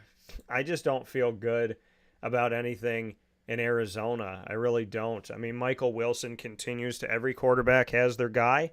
I tell you that all the time because when you're like, who's Michael Wilson? Well, Josh Dobbs comes in, and Josh Dobbs, if he's got a good relationship with Michael Wilson, you're going to see more out of him, right? He targeted Marquise Hollywood Brown 11 times. Marquise caught 4 of them. He targeted Wilson 4 times, caught 3 of them. And he had more yards. He had almost 30 more yards than Hollywood Wilson did. McBride caught 4 out of the 5, had 62 yards there as well. And so, I would say, I mean, it's also going up against Seattle's defense. So if it were me, Zach Ertz is a tight end 2, McBride is a 3, Michael Wilson is a flex for you, and Hollywood, I'd probably put him as a flex too, just because Michael Wilson's been used so much. On the other side of it, Geno Smith looking to be here and do, try to raise the bar for this team once again. I think Geno's done that in so many ways already, but now you got an opportunity to continue to raise the bar. He went 27-41 in the loss to the Bengals, 17-13 on the road. No touchdowns, 2 interceptions, 323 yards. So not great. I would say going up against Arizona, though, this might be the week. If you got somebody off, you might, if you have Dak Prescott or you have Ryan Tannehill or you have CJ Stroud or whatever it may be, some of these guys on bye weeks, then maybe this is the week you play Geno Smith. So I would say I got him as a 1 this week playing up against Arizona. Kenneth Walker III, I got him as an RB1 this week. And then DK, I have him as a 1. Tyler Lockett. I got DK and Tyler probably safely as low end 1, high end 2s if you have either one of them. And I want to say Noah Fant, but it's just so inconsistent. Next up here we have, I would say for Seattle, definitely Kenneth Walker III, DK, and Tyler Lockett. And then I maybe would consider playing Geno if he's your backup quarterback, or if you just need a quarterback this week, you could find one on the waiver or free agency. Green Bay at Denver. Let's jump into that one. Green Bay at the, Denver Broncos. So looking at Green Bay and what they've done up to this point with Jordan Love, they're 2-3, right? It's not terrible. And it's going to take time. So Love recently went 16-30, 182 yards, no touchdowns, 3 interceptions. Not pretty, right? A.J. Dillon, though, putting that work in. Patrick Taylor from Memphis covered him there. Shout out to him. Shout out to also A.J. Dillon, who I covered at BC. And Christian Watson, shout out to the fact that I said that, not this draft, but last year's draft, that this is who Green Bay should have taken, and they did, and it's definitely paid off. So I liked Jordan Love as a low-end 1, high-end 2 quarterback this week because he's playing Denver. I like A.J. Dillon this week as well. I got him as an RB2. Christian Watson against this team, I have him as a wide receiver 1. And outside of that, Luke Musgrave, the tight end's been used recently a good bunch. So, Musgrave, looking at his season, though, so far, he's been, let's see here, he's had 6 catches in 2 of the last 3 games. Not too shabby. So Musgrave might be a sneaky play for you to pick up in free agency or on the waiver wire to pick up the tight end from Green Bay for this week. And then outside of that, I think it's, I look at Christian Watson and A.J. Dillon is who I would lean on here. On the other side, for the home Denver Broncos, the Broncos have had themselves such a rough season. They're 1-5. And most recently, by the numbers, Javonte Williams is still reputable here. Cortland Sutton's doing some things. Jerry Jeudy's staying relatively quiet, which, I don't really know what you can do with Jeudy anymore. He's got 50 yards twice. He's got 81, 25, and 14. So, I would say I guess I would put Javonte Williams as my running back 2 or 3. And then Sutton as a 2 or 3. And then Jeudy as a flex wide receiver. But, I would I would maybe look at Sutton and Judy as wide receiver 3s right now just because of this inconsistency of the offense. Once again, it wasn't Nate Hackett's fault. So, Los Angeles Chargers at the Kansas City Chiefs. Now people know. I knew it, but now you know it. So, you've seeing it in real life. Everybody want to blame Nate Hackett. Well, he's not the coach, and that offense is still sputtering like crazy. So, Los Angeles Chargers, Justin Herbert in this matchup. And this is one where Herbie might be going ham on it, right? This is a divisional matchup. He's got, nothing to lose. Let it fly. Kansas City, their offense has not been great. Their offense has been held down a bunch of times this season. So I like Herbert here. I like Austin Eckler as well, Keenan Allen. And you might want to throw a Josh Palmer in there as a wide receiver 3, a little flex out wide receiver in my opinion for this week. For Kansas City, I mean, yeah, they're winning, but they're and I get it. At the end of the season, it's like Alabama. They don't have to win pretty, right? They lost their first game of the season. They're 5-0 since then. The Jaguars held them. So think about it like this. The Lions held their offense to 21. Speaking of Kansas City's offense, the Jaguars held them to 17. The Jets held them to 23. The Broncos held them to 19. The Vikings allowed 27, and the Bears allowed 41. So, better defenses hold them down. I like Pat Mahomes in this game as a QB1. Isaiah Pacheco as a RB2.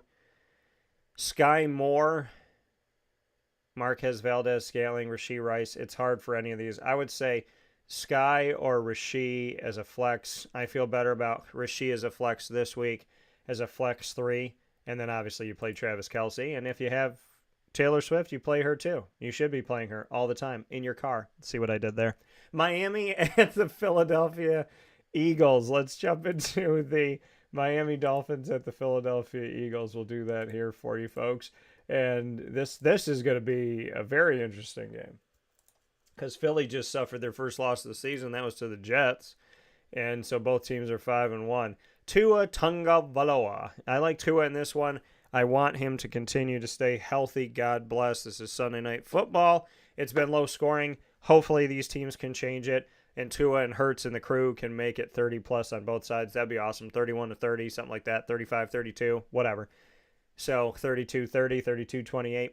Tua, I would play in this. Raheem Mostert, I'm going to put him as a running back. I'm going to put him as a running back 2 in a deep league.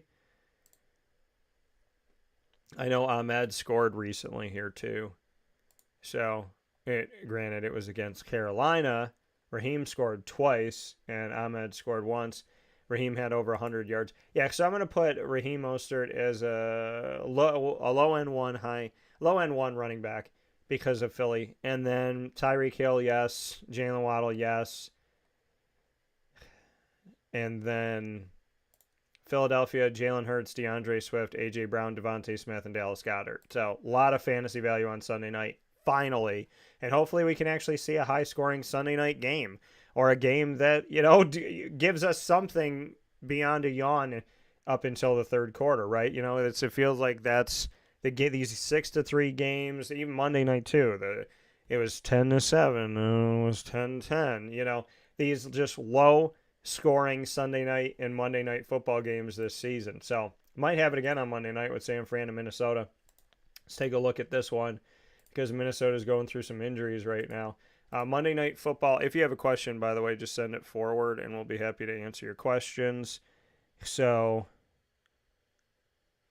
we're going to go ahead and make sure that we get all this information out to you. So if you have a question, send it over to us. We would be happy to answer your questions and appreciate you so very much here on Wake Up Call with Dan Tortora, where sports meets life. Let's jump to San Fran first. On Monday night against Minnetonka, I'd probably look at playing Brock Purdy. I got him as a low-end 1, high-end 2 at quarterback, but you might have somebody off this week. CMC, Christian McCaffrey's got an oblique injury. God willing, he's able to go. 15 straight games with a touchdown. Would love to see 16 for him. So if he's able to go, he's got an extra day, mind you. So hopefully that'll work in his favor. Debo, too, with a shoulder injury. If not, Brandon Ayuk's got a ton of value. George Kittle. Watch the Debo and CMC. If they're able to go, I'd put them out there. You don't have Justin Jefferson. I don't have him in 3 of my leagues, 3 out of 4 of my leagues, and so he's out until week 10. KJ Osborne, who I covered at Miami, who came from the University at Buffalo, he transferred before the transfer portal was a thing. Him and Jordan Addison got some value on Monday night, I would say, as wide receiver 3s. Alexander Madison, I'd probably put him as a 3 or a 4 at running back. I don't really trust in Alexander Madison.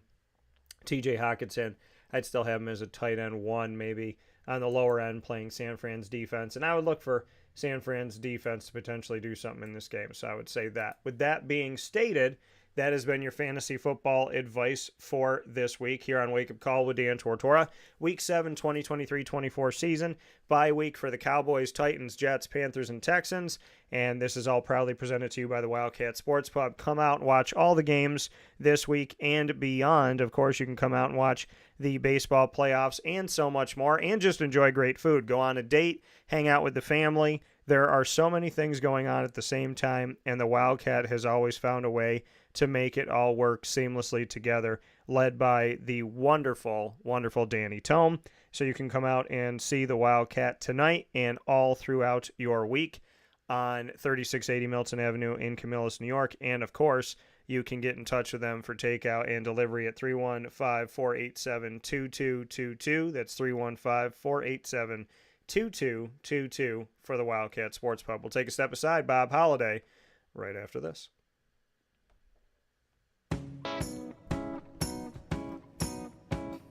In these unique times, there are those in our community that give us a sense of normalcy and positivity. Pizza Man on 50 Oswego Street in Baldwinsville has been here for you for over 35 years and is here now. Call 315-638-1234 or order online at pizzamanbville.com to bring those familiar tastes into your home. And remember to come see our monthly on-site broadcasts centered around the community and our Baldwinsville Bees. Pizza Man in Baldwinsville. Any way you slice it, they are always here for you.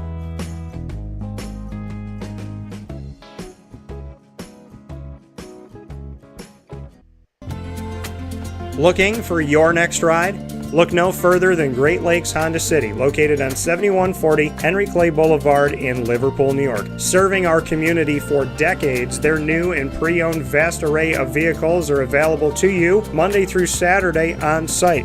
To search from home, shop at GreatLakesHondaCity.com. Call 315-365-5576 to set up an appointment. That's 315-365-5576 for Great Lakes Honda City, 7140 Henry Clay Boulevard in Liverpool, New York. Great cars, great people, Great Lakes.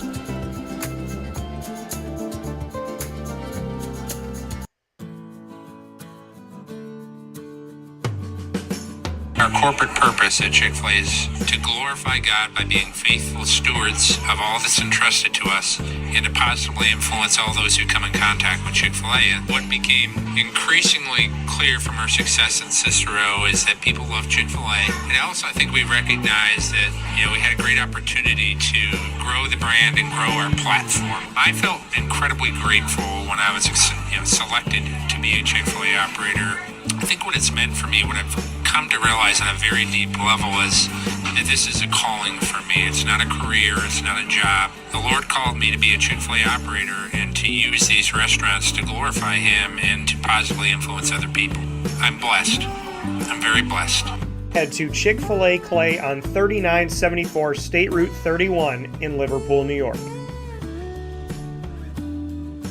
Back here on Wake Up Call with Dan Tortora, inside of Where Sports Meets Life. We appreciate you being here every single Monday through Friday from 9 a.m. to 11 a.m.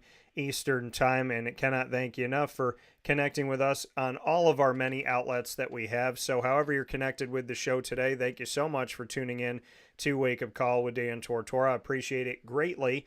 And I also, speaking of a great appreciation, I have that for our next guest of WRALSportsFan.com, a contributor in the sports world for many, many years, decade upon decade. And I don't say that to make him sound old. I say that to remind you of the fact that Bob Holliday has been definitely a great asset to the sports world over the years. And I'm happy to be here today to speak on his journey, his connection and crossing paths with Stuart Scott, which I think is wonderful, as well as to, of course, get into the world of ACC football. So with that being said, Bob, how are you? I'm doing great, Dan. Good to be with you. And I'm not that old, but I was a child broadcaster, so I started early. Yeah, that's all you got to say. You know, I mean, I remember back to the late '60s. So. Yeah, and it's funny, but I mean, it's also true when you look at this stuff. And I can say this to you, Bob. You know, I feel like I'm 100 years old as well, because I will be celebrating 20 years as a broadcaster next month, and because I started at 18. So, you know, I'll be celebrating 20 years in less than a month from now, and so, you know, I think the child broadcaster way is the way to go. That's just my thought on it. So, you know, I mean, your journey to get to where you are today, you and I were talking off the air about some things, and it'll lead us into the current ACC football season, but you've had some great memories. You've had some great games. I'd love for you to share some of the things that you were sharing with me via picture and story over the last couple days. I'd love for you to share those with those that are watching and listening, because you have definitely gotten to see firsthand, on-site, on location, some of the most amazing memories in ACC history. Well, certainly, you know, you start with, I'd go late 60s Carolina basketball. You know, Charles Scott was really the first great African-American player in the ACC, and really he kind of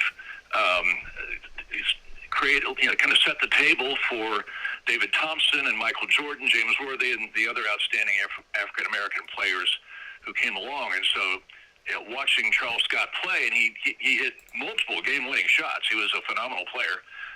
That was a great start to my sports reporting, sportscasting career. 1974, we'll never forget that. You know, North Carolina was really, really good. They were a top 10 team, but they played Maryland, and Maryland was phenomenal. We used to talk about Maryland in 1974 as having the 5 pro offense, because all of their players were pro caliber. You know, Carolina got crushed by Maryland in the ACC semifinals, and then Maryland played NC State. And I will always say that's the greatest game ever played, just because it was an incredibly well-played game, but the stakes were so high. I mean, I know the Duke-Kentucky game in the NCAA tournament was a great game, but, you know, that one, it was for a trip to the Final Four, but they were at least already in the NCAA tournament. When State played Maryland in 1974, it was a winner-take-all, and the other team was done.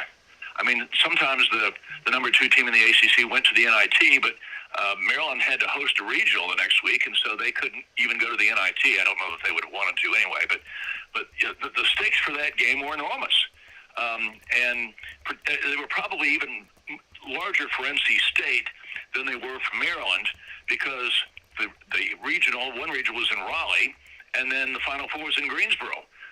Most ACC teams had to travel, especially to the Final Four, like North Carolina in 1968 had to play in Los Angeles. So you know, it was set up for NC State as well as it could be, and then here's Maryland with a 17-point lead in the first half. But Tom Burleson, who was miffed that he was left off the All-ACC team in favor of Len Elmore. I will say that Len Elmore was, you know, arguably the best defensive center I saw for his size. He was 6'9", and a great defensive rebounder, but Burleson was a better offensive player, and Burleson lit him up that night for something like 37 points. NC State came back, game went to overtime, and it was just a matter of, it was kind of a game of attrition at that point, because both teams were exhausted, and Maryland was a little bit more exhausted, and NC State won 103-100, but the story doesn't end there. Against Pitt, David Thompson got hacked on his shooting hand while he was shooting a jumper. David didn't like that. My friend Jim Lampley and I were sitting in the end zone. That's where the seats were that we had, and we had a great view. Anyway, he looked at the ref. He was upset. A couple possessions later, he got hacked on the hand again, And when David would get angry, David wouldn't like throw a fist or anything. He would just jump higher. That was his outlet. He would jump as high as he could. And so when he got hacked the second time with no foul being called, he sprinted down the other end of the floor. And we thought, this shot is going to be knocked into the 17th row. And that did happen, but unfortunately David landed on Phil Spence's shoulders. Phil is like 6'8". His shoulders are, about 6 feet off the ground. And then David fell backward and landed on his head. And everybody in the place thought he was dead. I mean, he wasn't moving. It was just utter silence. He was carted off to the hospital. Walter Cronkite called the hospital and said, "What's the story? We hear he's a vegetable. We hear he's dead." And they said, "Well, we're still evaluating. We can't tell you." And they said, "You want us to call you back?" And Walter said, "No, I'll hold the line." By halftime, David was well enough to come back. He had a big bandage on his head, looked like a returning war hero. Norm Sloan, the coach, was really worried about his team because they were mad. They were like spending more time trying to retaliate against Pitt than they were scoring. And anyway, Coach Sloan did not see David come in because, but the players did, and they ran off the floor to greet David. And Norm Sloan's first reaction was, "Oh my gosh, they've quit." But they played much better after seeing that David was okay. They won that game, went on to the Final Four in Greensboro, and remarkably, David Thompson was able to play a week after that terrible fall, and he played well. UCLA should have won that game. They were up 6 in overtime. Coach Wooden called a timeout and said, "Boys, take your time. We don't have to." There was no shot clock then, of course. Take your time. We really don't need to score here. Just nothing other than a layup, or they might foul us and shoot free throws. And as they went back onto the floor, Walton told his teammates, "Forget that. I want to beat these guys bad." Walton put up a hook shot, with a big lead, and it missed, and it started an NC State fast break. That cut the lead to 4, and as everyone knows, NC State eventually caught up and won the game in overtime. And Bill Walton has said many times, and he just did an interview with my former colleague, Jeff Gradley, who now works in media at NC State. He's doing a piece on David Thompson. And Bill Walton said again, that was the worst day of my life. And he thinks about it every day. And, it was all on him. They had the game, but his ego got in the way, and they lost. But it was a glorious thing for NC State and the ACC.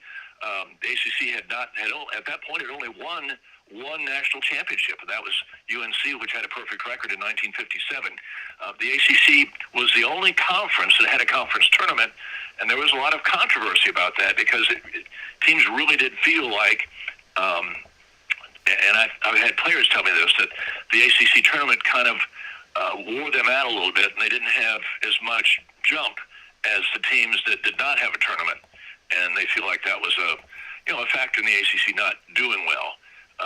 But because of the 103-100 game, the greatest game ever played between NC State and Maryland, because of that, the NCAA changed the rules and began to expand the tournament the next year. And in 1975, Maryland won the regular season but did not win the tournament. They still went because they were a great team and got invited, and North Carolina went as the second team. They won the tournament and got the automatic bid. And happily, the NCAA has expanded its event ever since. Yeah, and there you go again with, Bob Holliday telling us about this history, right? The history that you got to see, the history you got to be around, and the history, the behind the scenes of some of the greatest moments, and ending it with, hey, they went through this process, they saw this, and then the NCAA decided to expand from here and expand the tournament and whatnot. I mean, Bob, you tell these stories of everything you've been through and the things that you've seen firsthand and the things that you've covered, and you paint these pictures and you bring us right back to these moments. What has it been like to live in these moments that so many people reflect upon, watch a YouTube video of, hear their grandparents or parents tell stories about, and here you are living in this moment at the, ripe age of like 13 years old because you started as a baby, like we talked about, but being able to be at these events that are so compelling and so amazing, how do you reflect on that in the reality that you lived the moments that so many people wish they got to be a part of? You got to do it for a living. Yeah, I think about, there's so many, but 1993 comes to mind. We did a pregame show that lasted until 9 o'clock, and I think the tip-off was like 9:10. And so I had very little time to get into the Superdome and find my seat. But while I was doing that, I was aware that, the energy in the building that day was extraordinary. I think the Superdome, because of the size and maybe the nature of its construction, I've never been in a building that has more bounce than the Superdome. And so that in 1982, those UNC championships, just the energy in the building at those times was extraordinary. And, of course, in 1982, part of it was just the matchup. You had Georgetown with Patrick Ewing, Freddie Brown, leaving out some players I should remember. I'll think of them in a second. But just an extraordinary team. And then, I think I've heard Dean Smith say that the 1982 team was his best first five ever. Although 1977 was close. But 1982 was, of course, Michael Jordan, who was something of a late bloomer. He started all the games, but his defense got him in the lineup. It was only toward the end of his first year that Michael became a really prolific, began to become a prolific scorer. Nobody was a real prolific scorer in the Dean Smith system, but Michael began to become a factor offensively. And then, of course, you had Sam Perkins and James Worthy, two guys that played a long time in the NBA, and Jimmy Black was the quarterback, and Matt Doherty was the fifth starter. He was kind of the glue guy, the good defender, good passer, and could score 10 points a game or so. So that was a great first five, and that game was just incredible. I don't think anybody ever had more than a 6-point lead. It came down to the end. Of course, Jordan hit the shot that changed his life. But in 93 was a great event, also UNC against Michigan. So, and a fun thing, of course, UNC I think was going to win anyway, but when Chris Webber called a timeout that they didn't have, that really clinched the game. And another fun part of the Superdome is that after your work is done, you can walk around Bourbon Street in the French Quarter, because it's, it never closes, it seems, and it's still at like 3 o'clock in the morning. UNC fans are yelling, "Time out! Time out!" Those are fun things. So anyway, and I could go on and on. Another one that's quickly top of mind is I covered the Duke Notre Dame game a couple of weeks ago. Duke has a wonderful press box and a wonderful, they have padded chairs with wheels, and you don't have to get on the floor to plug in your phone, that kind of thing.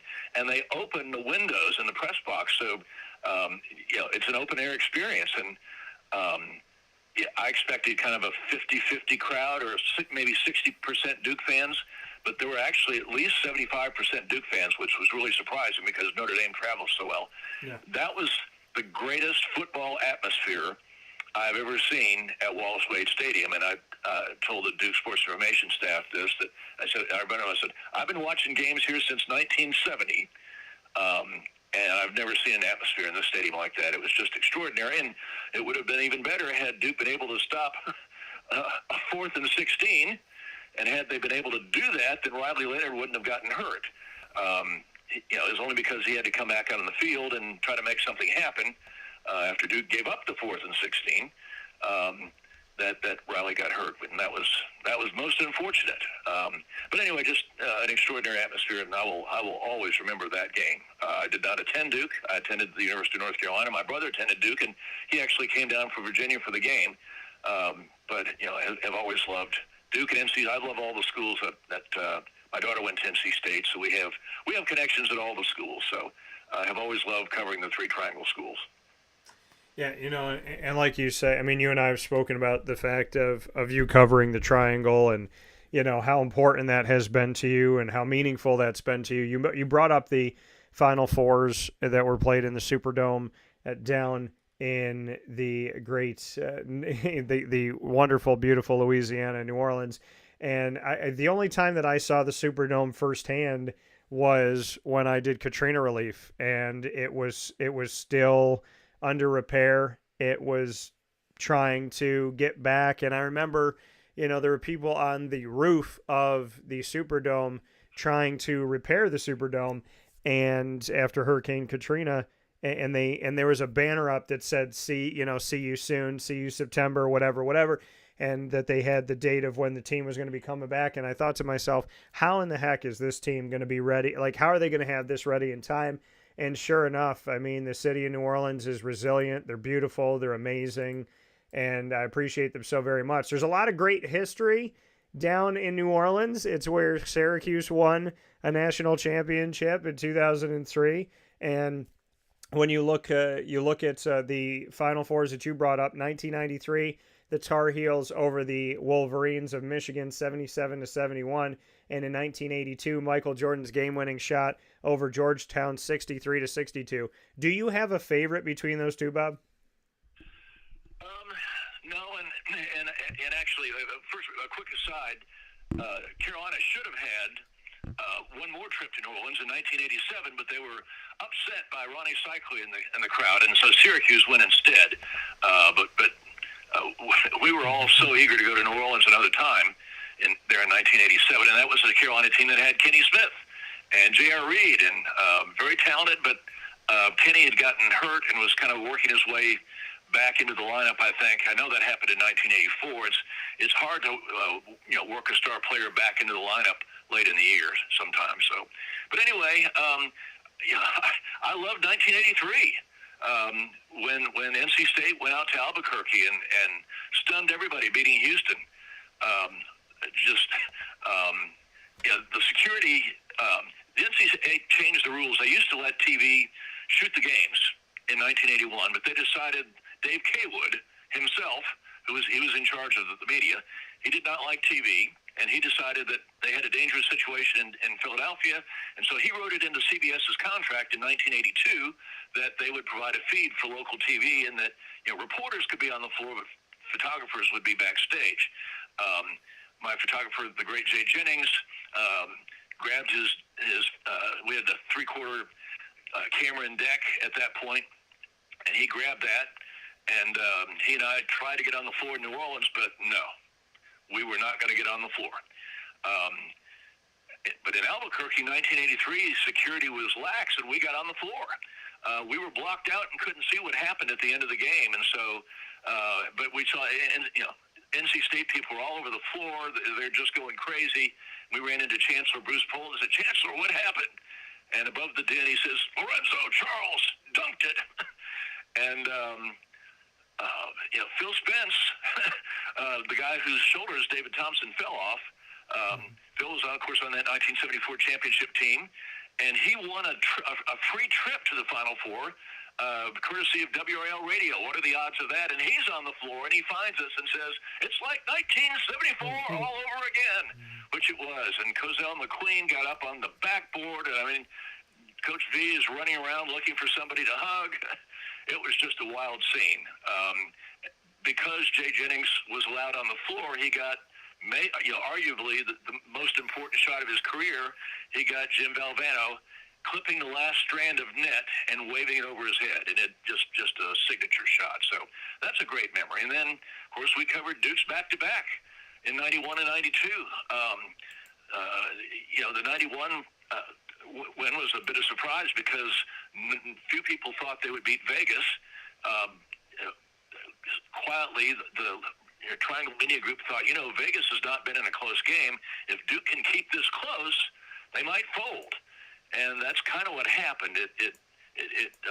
They lost their point guard.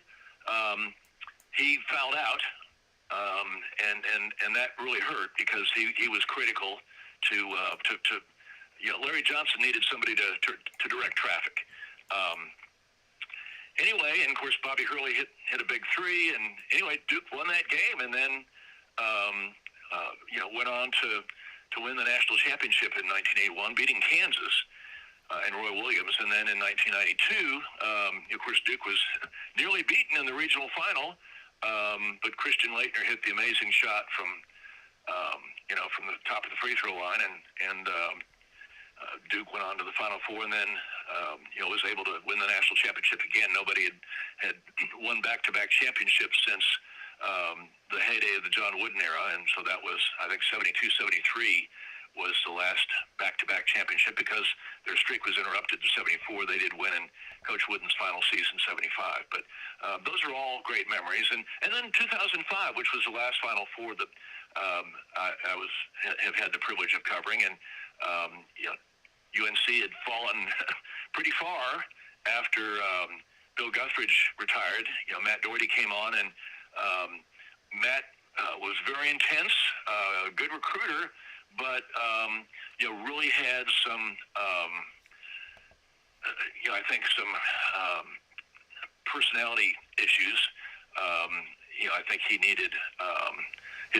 I think really was suffering from manic depression at that time, and I understand that he's gotten treatment, is much better now. But he was kind of hard on that team, and they had a year where they went 8-20, and they were better his third year, but the players had pretty much decided that if the coach came back, they were all going to transfer. And so the most unusual decision was made to replace Matt Doherty, even though he had not violated any NCAA rules and actually had a winning record.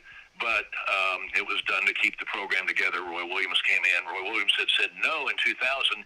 The plan was that when Bill Guthridge retired, Roy Williams was supposed to come back. But Roy had made commitments to players, new recruits in Kansas, and morally he felt could not make the move at that time. But in 2004, he had a new athletic director that he didn't get along with that well, and some things had changed. And so he came back, and in just 2 years, won the national championship with talent that Matt Doherty had recruited. So that was a great game. It came down to a late shot. Roy and I have argued about this. He didn't like the shot that Rashad McCants took, but from where I sat, he was the only one that had the courage to put it up. And so, the shot he took was not great, but he got it up on the backboard, the rim, and Marvin Williams got the putback, and that was the deciding factor. So that was a special one. All the national championships are special. They're much more work.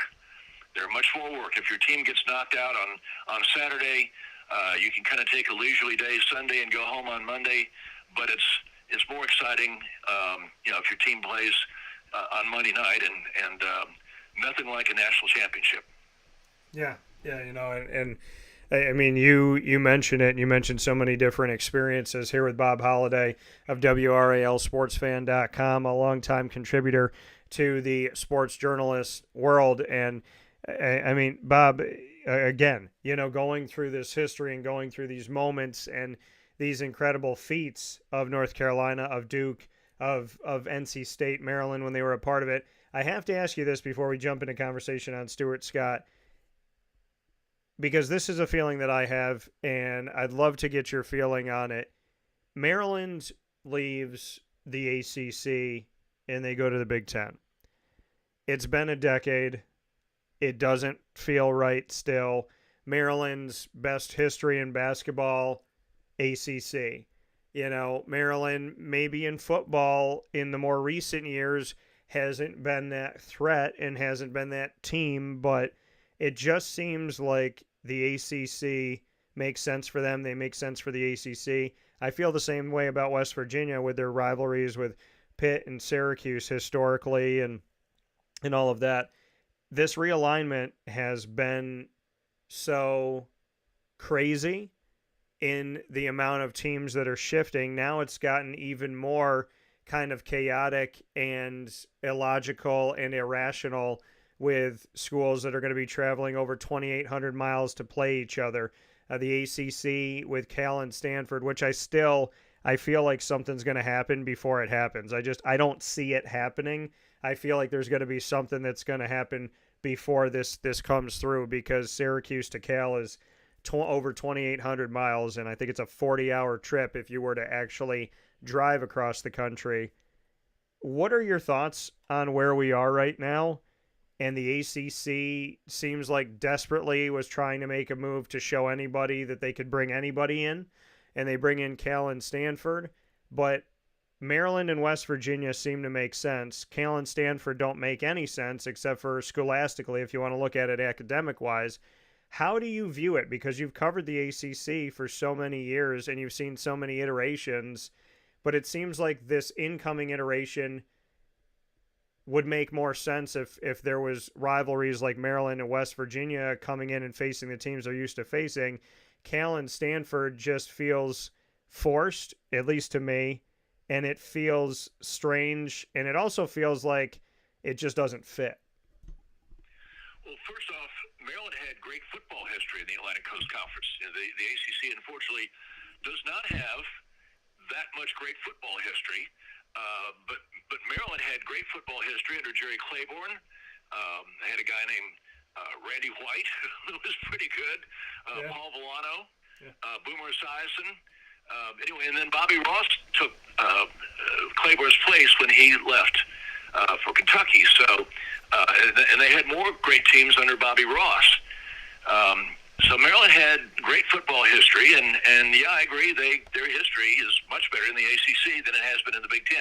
The Big Ten was entirely about money. The president at Maryland at the time was a Big Ten guy from Iowa, and he made the move for the money. And Maryland is better off financially because they're in the Big Ten, but that's the only thing that's better. They haven't had great success. I think fans have been a little lukewarm on their new rivalries. And so forth. As far as where the nation is heading, back in the early, I was doing some research the other day on like turn of the century, 20th century football.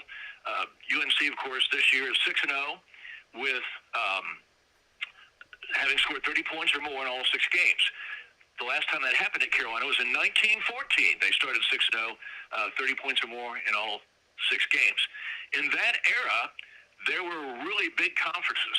Matter of fact, until about 1931, the Southern Conference consisted of today's ACC and today's SEC. Yeah. Why did they break up? Because they were too big. And couldn't play everybody. Couldn't come close to playing everybody. It was just too unwieldy.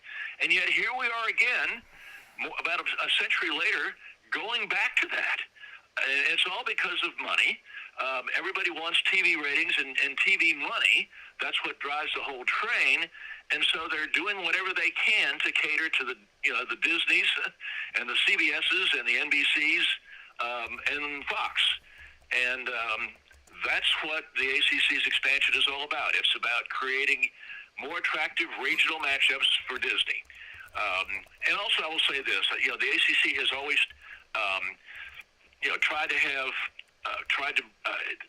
add schools that were strong academic schools. Louisville doesn't really fit that category in terms of undergrad, I don't believe, but they have some outstanding grad and professional schools. So. But Cal and Stanford are both great academic schools, and so is SMU. So I will say that they wanted good academic institutions, and they got them. But even for football with charter planes, the travel is going to be unbelievable. And for the Olympic sports, I don't know what they're going to do. I've heard that they might have create like a competition site in Dallas. And West Coast teams and East Coast teams would all go to Dallas to play each other. I don't know what they're going to do, but it's crazy. Everyone thinks that only we're going to have like 2 big leagues. I hope not. We've learned that lesson once before, but it's who knows? It's wild out there, and I don't know if anybody in the media that really likes it. I don't know that fans like it. I don't know what players think. I don't know that coaches are wild about it, but the ACC administrators feel like this is what they have to do. So here we are. Yeah, and again, I mean, seeing these iterations. I mean, I've covered SMU for about a decade now, if not a decade now, and cover them in the American, and now seeing them join the ACC. That to me was, I mean, they want the Power 5 title. There's not a Power 5 anymore, but they want that Power 5 title, and to get that Power 5 title, they were willing to not take money for 9 years, not take revenue. I mean, it seems crazy that there's what seems to be some of these desperate moves to do this. And now you have them in Dallas, and you have teams in California.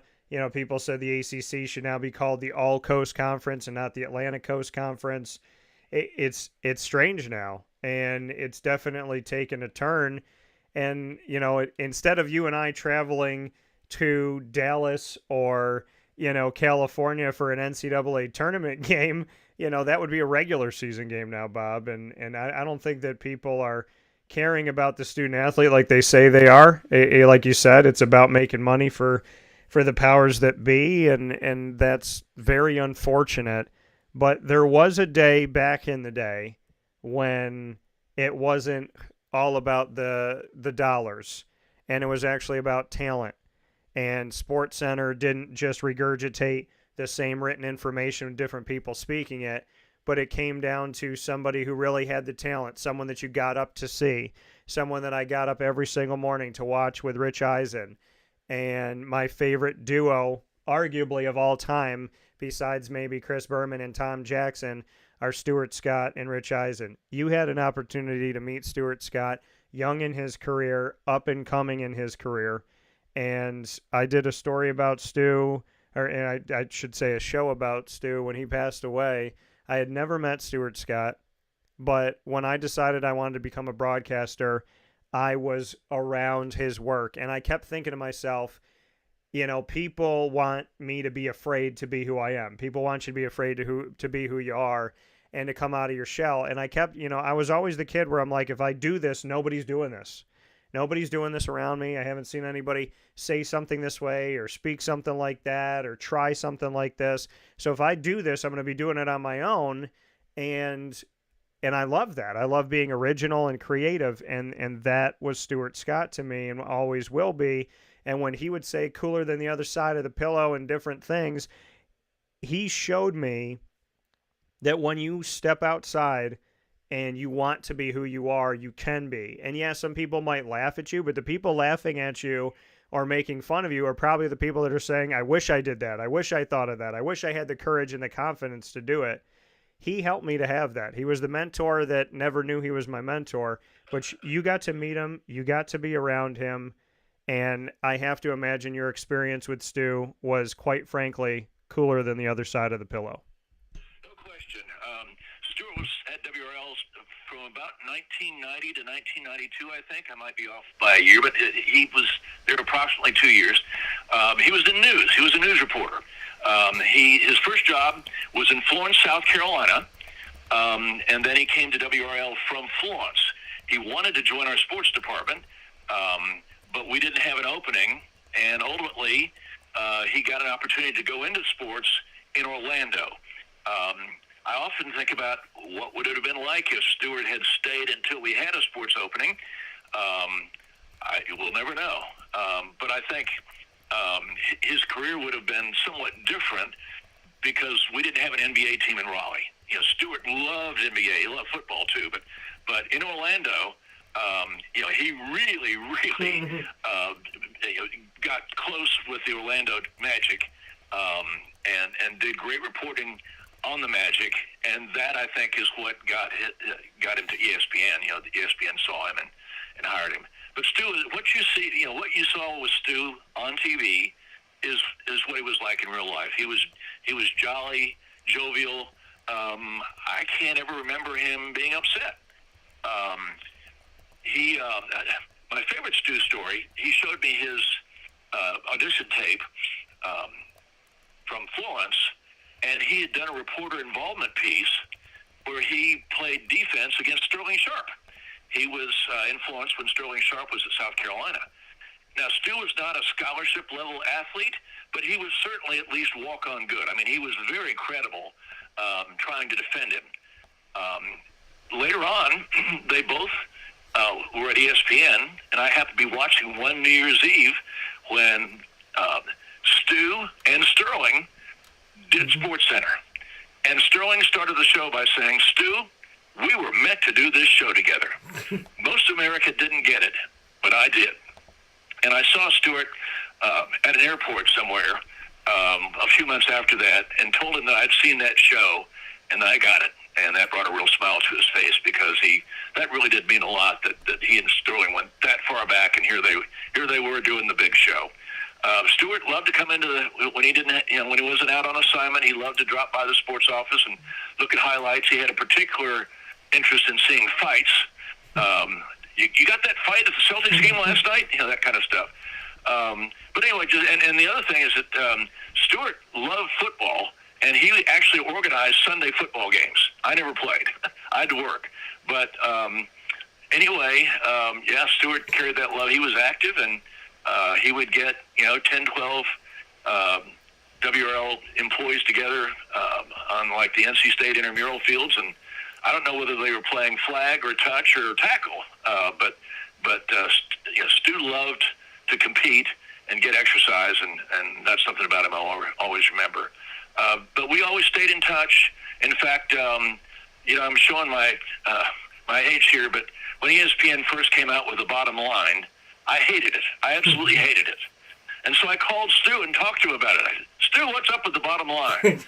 and he said, yeah. He said, I'm doing this talk show, and there's underneath our conversation, there's something totally irrelevant to the conversation we're having. He said, I forget exactly what he said, but he let me know that he wasn't that wild about it either. So, but Stu would always stop by the station whenever he was in Raleigh, and just a wonderful, wonderful person I admire. I was so troubled by his illness, but he took it head on like everything else in life, and faced it with courage and did what he could to keep himself. I mean, he did a lot of martial arts to kind of fight through the pain, and just have nothing but the greatest respect and admiration for Stu.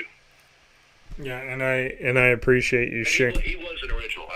I used to marvel at some of the expressions that he came up with. That separated him from everybody else, and he was warm and friendly, and had talked about the cool side of as cool as the cool side of the pillow. Yeah, what a great one. And it was. I mean, to look, and I appreciate you sharing that because, like I said, to me, he was the mentor that never knew he was my mentor. And I remember being in high school, 10th grade, 11th grade, and just watching him and, doing my own testing out my own stuff, saying my own stuff, and working, being original, having fun, doing stuff that was funny. He looked like he was a big kid at it.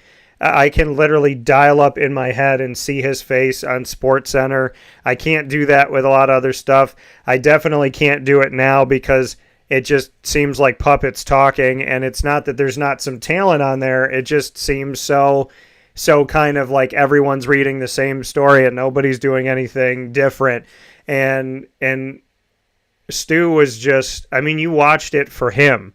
He could have been on SportsCenter. He could have been on Sesame Street. He could have been a Rugrat. He could have been in a movie. You could put him anywhere, and I would have watched him talk because he was compelling. He was funny. He enjoyed it.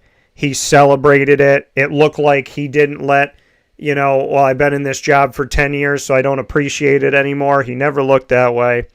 And I just, I really wanted to talk with you about it because you and I were just discussing as we normally do and having these wonderful, text messages and our friendship that we've built over time that I'm eternally grateful for.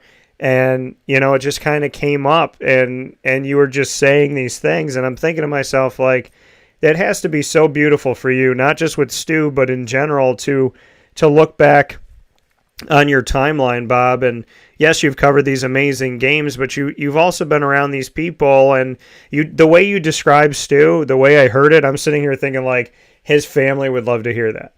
That he was the same guy, off the air and on the air, that he had fun, that, he was jovial, and it's funny how my grandfather shows his face and finds his way, because you said jovial and jolly, and that's how they described my grandfather when he passed away. So it's Stu has a really, really unique place, really special place in my heart.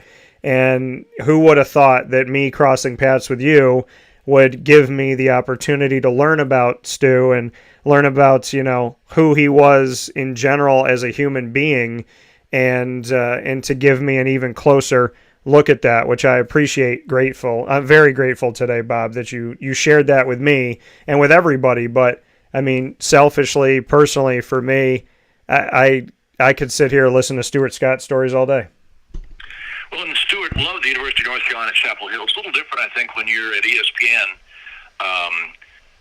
Nationally, you love your school. If you're here in the Triangle, you never want to see your school look bad or lose, but at the same time, you've got to be balanced in your coverage of all the Triangle schools. And I've always, my favorite compliments are from NC State fans or Duke fans who say, "Wow, Bob, we saw in your bio that you went to Carolina. We never knew that. We couldn't tell by your reporting." And that's how it should be. But Stuart loved Carolina. He came back, when they did Midnight Madness, when he had his health, he would always come back and be the MC of Midnight Madness. That's how devoted he was to UNC. And Stu would love this ACC football season. To transition to that, the ACC, this is one of the finest ACC seasons I can remember in a while.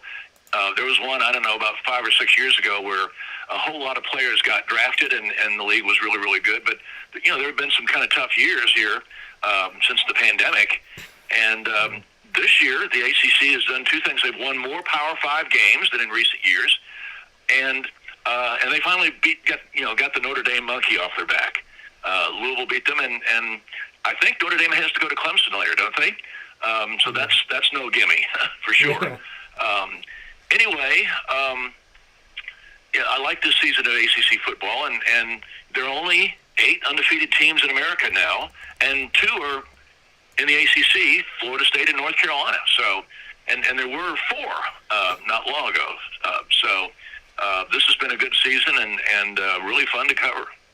Yeah, and that was our final point here in our conversation on Wake Up Call with Dan Tortora here this morning with Bob Holliday of WRALSportsFan.com and a longtime contributor to the sports broadcasting and journalism world. So, Bob, to look at this, I know, like you said, covering the Triangle and, keeping an eye on everything that's going on in your coverage and being there for Duke and North Carolina, obviously Clemson, NC State, Wake, the teams that are all there within that area, and then to have a pulse of Miami, who I know that, you're feeling good about in where they are this season, Florida State, who has been at the top of the conference, and then I know you've taken a peek at Syracuse as well. So I kind of just want to unleash you here onto the field, Bob. Treat this like if you were a fan that ran onto the field and nobody in the security department can catch you. I'm going to let you run around this ACC football field because, you and I have a bunch of different things to kind of assess and get into, and you brought up some of it. Florida State, North Carolina are 6-0 overall, 2 of the final 8 teams in Division 1A of 130-plus football programs in the FBS, and only 8 of them are still undefeated, 2 of them inside of the ACC. So a quarter of the teams that are undefeated are in the ACC. When we look at nationally, Duke is 5-1, Louisville 6-1. So you already have 3 teams that are bowl eligible, 1 team that's about to be bowl eligible, you would imagine, with Duke. And then Georgia Tech is better at 3-3. Virginia Tech's trying to get to 500. They both have winning records in the conference. Clemson is 4-2. They're 500 in the conference. NC State's close to being bowl eligible. Boston College is close to being bowl eligible. Miami and Syracuse are close to being bowl eligible. Wake. There's, as of right now, looking at the 14 schools that make up the ACC Football Conference, which no longer has divisions for the first time this year. When we look at the ACC right now, there's only 2 teams that look like they're more than likely not going to go to a bowl game in Pittsburgh and in Virginia. Everybody else is still very much alive, if not already made it.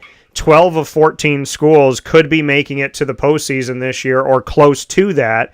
And so I know you cover the Triangle, like you said, and at the same time, you've had a pulse on the FSUs and the Miamis, and so I'd love to get your thoughts on where we are here as we're at the midway point of the college football season. Miami might be the most talented team in the ACC. I'm so impressed with the Hurricanes. They gave away the Georgia Tech game. Mario Cristobal said afterward, we should have taken a knee, which they should have. And the other thing that had to happen was, first of all, I think they were wearing these gaudy black uniforms. The crowd was really amped up. They were looking ahead to Florida State. I mean, the fans were. And so I think they didn't take care of business. And they didn't play that well, but they still were going to win the game. Anyway, they fumbled, but Georgia Tech still had to go 74 yards in 26 seconds, and to that point, they hadn't passed well. They only had an anemic 77 yards through the air. It was wet that night, which affected passing, but Miami's pass defense is really, really good. Anyway, suddenly they catch fire and hit 2 big ones and win the game. But Miami should have won that one, obviously, and Miami very easily could have beaten Carolina. I would say there are two players, and of course Drake May, but 2 players separated Carolina from Miami. One was Tez Walker, and the other was Omarion Hampton. If Tez Walker's not playing, and if it's not his second game, his first game, he was still getting out the kinks because he'd been on the scout team at his request, by the way. He and Drake had not worked that much, so he had a fairly limited role against Syracuse, although he certainly made some catches. But it was full bore for Tez against Miami, and Carolina probably doesn't win that game without Tez because Miami's pass rush was furious. First of all, they have great athletes, and the blitz games, Drake never knew where they were coming from, and he was running for his life most of the first half. What was special about Tez was he was the one receiver. And Drake has excellent receivers, but Tez was the one receiver who could get separation before the blitz was going to send Drake May backward. And that's what happened on the first touchdown pass. The blitz came. Drake had just a nanosecond to get rid of the ball. He threw it to the end zone, and Tez ran under it. And the same thing happened. They were early in the second half. They had a 3rd and 20. The first drive of the second half was going nowhere. They have a 3rd and 20, and so Tez runs deep, beats the defender. Drake throws long. It's a perfect strike, and it's a 56-yard touchdown, and that gave Carolina the lead for good. Then Omarion Hampton was also a huge factor. Miami was leading the world in rushing defense. They had allowed only 58 yards a game. UNC's offensive line is much improved, and Omarion Hampton, whom I covered at Cleveland High School, which is about 30 miles from Raleigh, he has really, really become a force. He has holes this year, which last year he didn't always. He has holes. He hits the hole quickly, and he is a force. He is really hard to bring down. He had 11 runs of 7 yards or more. And the fact that UNC was able to establish a running game kind of took some of the wind out of the Miami pass rush, and that was so important because if UNC's passing game had in the second half had gone like the first half, they would have lost the game, and Drake May might even be hurt because they were really on him. Drake only had 8 of 19 in the first half. In the second half, they passed less They ran more. In the first half, they were 50-50. In the second half, because of Lamar and Hampton, they were able to move the ball running 60% of the time. And so Drake threw less. He only threw 14 times, but he enjoyed it more because he hit 9, and a lot of the 9 were big ones. So I think Omari and Hampton and Tez Walker were the difference makers in that game where Miami could easily have won. And Carolina's defense is much improved. They still give up some big plays, but they're dramatically better in Gene Chiswick's second year. And Gene really makes – they were behind at halftime, but Gene excels at making halftime adjustments. And Miami, after halftime, had a miserable third quarter. And that was because of Gene Chiswick's defensive adjustments and the fact that UNC monopolized the football. And, Tyler Van Dyke really couldn't get into a rhythm. And yet still they came back and made it a little bit uncomfortable at the end. Carolina forced 4 turnovers, and I think that was one more difference in the game. When you win the turnover battle 4-0, that's going to help you win. But I was so impressed with Miami. I would not be. I don't know where the Miami-Florida State game is, but Miami could easily beat Florida State. They're that good. But Florida State is, I think they're the kingpin right now. They're averaging 42 points a game. That's first in the league. They give up yards, interestingly. They're only middle of the pack in terms of rushing defense and passing defense, but their scoring defense is very good. They're in the top 2, I think, in scoring defense. Duke leads. Duke's defense is really good. Just ask NC State, which was held to a field goal last Saturday. But anyway, Florida State, I think, they're the front runner right now. They're the highest ranked, and they have long history against people. Like Duke is playing in Tallahassee Saturday. Duke has never beaten Florida State. Never. Mac Brown, a Florida State graduate, has never beaten Florida State. So I think Miami could beat them, but until that happens, I think they're the kingpin, and both Duke and UNC need to show us that they can beat Florida State before they move up in the rankings, I think. Yeah. UNC does not have them in the regular season. They would meet, as things stand now, if the season were over today, they would meet in the ACC championship game, but of course there's a lot of football to play. Yeah, and you brought up that Miami-Florida State game. That game is going to be played at home for Florida State in Tallahassee on November 11th. The time of that game has not yet been set, but the time of next Saturday's games have not been set. The Disney people have put an incredible 5 conference games on hold until Sunday. I've never seen anything like it, but we will not. I guarantee you, they will not announce the Florida State Miami game 10 days early. It'll be or 12. I think the norm is to announce the Monday a week ahead, so like 12 days out. This is there are going to be some more 6-day holds. They used to have a limit on 6-day holds, as much power as the Disney folks have now. I don't know if there are limits now or not, but they're sure using 5 of them for next week's games. Yeah, it's absolutely crazy. And as a broadcaster, something that we don't really talk about, but when you're in the media world, our travel gets held up. There's a big difference between driving to a noon game or driving to a 7 p.m. game. Am I staying overnight or what am I doing? So it's definitely affecting when they don't schedule these games in a timely fashion. So, Bob, final note here before I let you go. This Saturday, October 21st, is my birthday. On my birthday, there will be games all day long because it's College Football Saturday. Inside of the ACC, from noon until almost midnight, 12 hours of football for half of my birthday. There will be football on television in the ACC. Boston College will be at Georgia Tech. Pittsburgh will be at Wake Forest. Both of those games on the ACC network at noon and 3:30 p.m. Eastern Time, respectively. Virginia will be at North Carolina at 6:30 p.m. Eastern Time on the CW network, which means that everybody in America should get that on television. Well, and it also means that the Disney family passed on that game. They passed on the number 10 team in the country, which is really a slap at Virginia. Interesting note here, Dan. In 1914, Week 7, that North Carolina team barely survived. They beat Vanderbilt 10-9, and their undefeated season was spoiled on Thanksgiving Day by, wait for it, Virginia. Yeah. Virginia, of course, was a power then. They were a power prior to 1950. They have not had that many great seasons then. Of course, did under George Welsh, but and had some more under Al Groh. But anyway, Virginia's really struggled. They don't score very much, and they give up a lot of points. But wow, the fact that Disney passed on the number 10 team in the country, regardless of who they're playing, was a surprise to me. But yep, it's on the CW, and it is a big TV over-the-air network, and glad the ACC has that.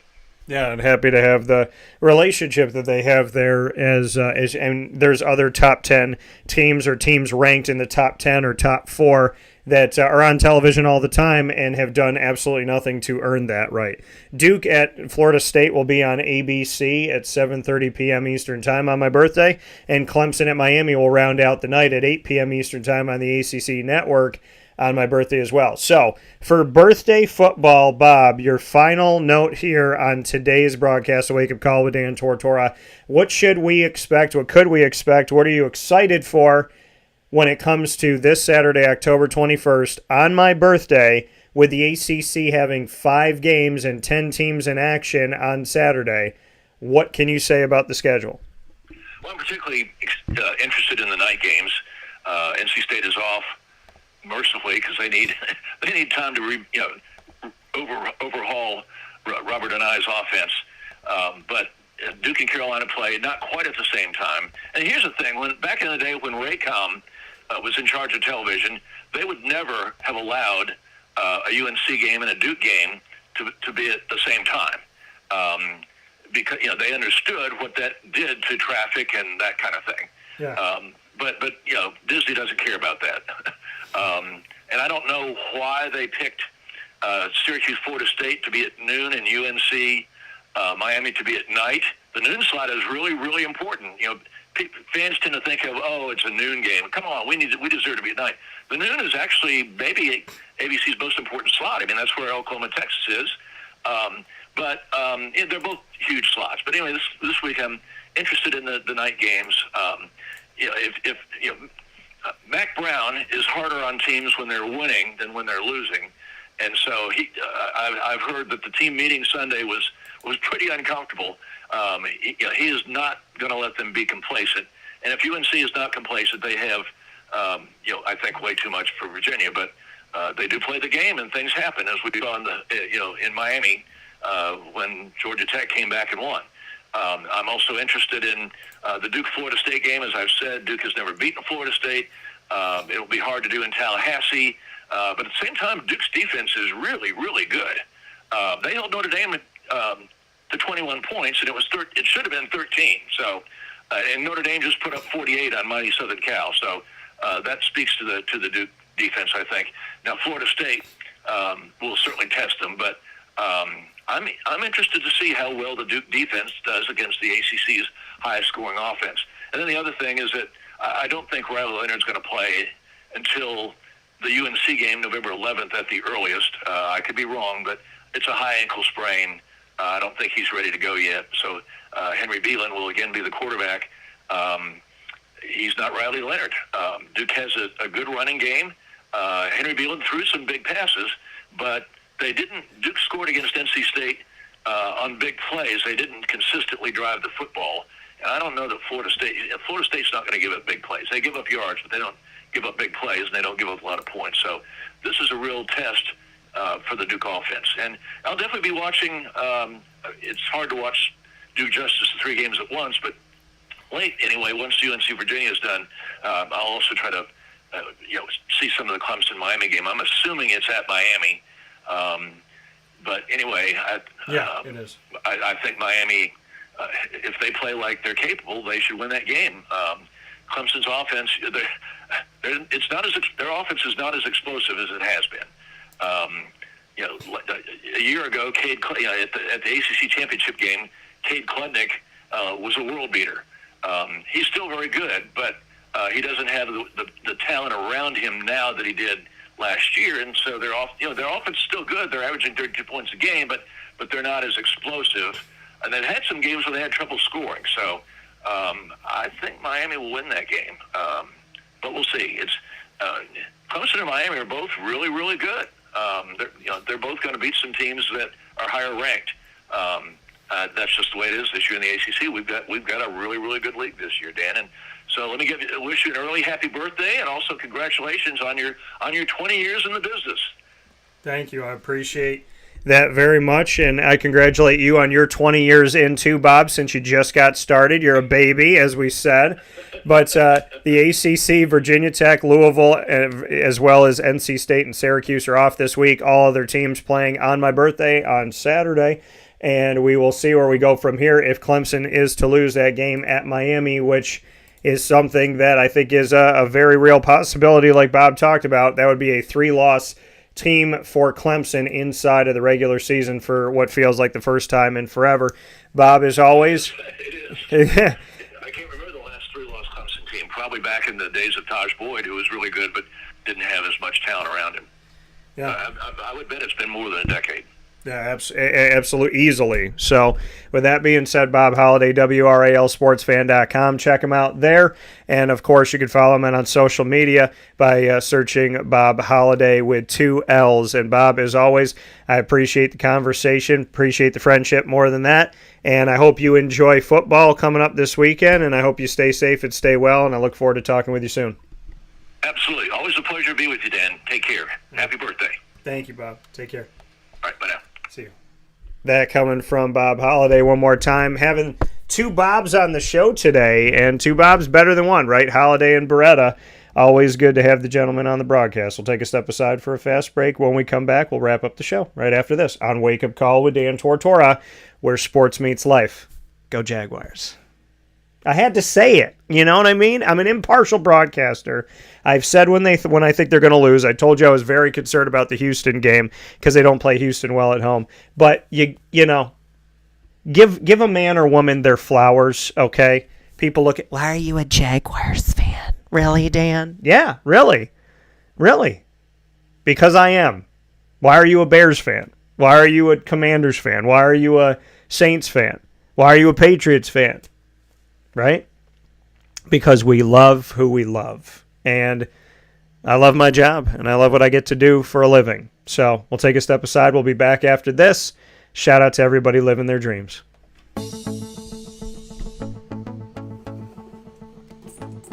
Avicoli's, located on the corner of Route 57 and Wetzel Road in Liverpool, New York, has been your trusted neighbor for decades. Located just steps from Liverpool High School, we're happy to have the Liverpool Warriors on-site, on-location broadcast at Avicoli's through Wake Up Call with Dan Tortora every single month, featuring student athletes, coaches, and administration throughout the year from Liverpool High School. Head out to Avicoli's today on the corner of Route 57 and Wetzel Road in Liverpool, New York, open Tuesday through Sunday for lunch, dinner, and drinks. We'd love to see you out there. And of course, you can call them at 315-622-5100 for takeout, delivery, and catering. That's 315-622-5100. And also find them on myavicolis.com. That's myavicollis.com.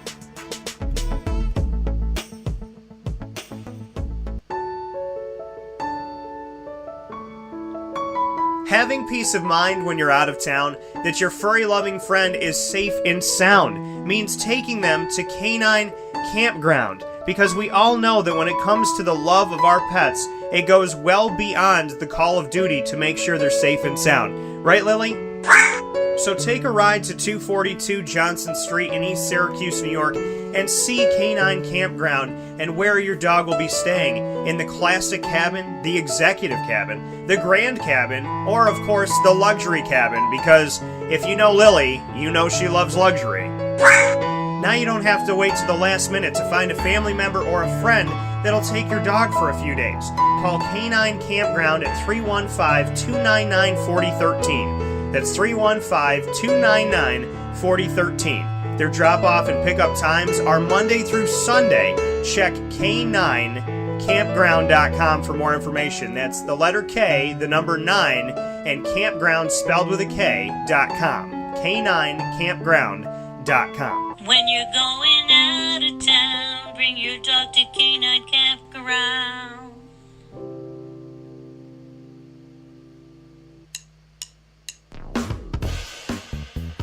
PB&J's Lunchbox, the food truck that you love finding all throughout Central and Upstate New York, now has a street-side cafe. So when you're craving their traditional favorites as well as their out-of-box amazing menu items, you can now head to 663 Old Liverpool Road in Liverpool, New York. Located just minutes from the highway, the Thruway, Destiny USA, and Onondaga Lake Parkway, PB&J's Lunchbox Street-Side Cafe is there for you Monday through Saturday from 9 a.m. to 7 p.m., serving breakfast, lunch, and dinner all throughout the day. Get breakfast for dinner, dinner for lunch, whatever you fancy, including their award-winning grilled peanut butter and jelly sandwich. Find them at 663 Old Liverpool Road in Liverpool, New York. PB&J's Lunchbox, where we love to know what's in your lunchbox.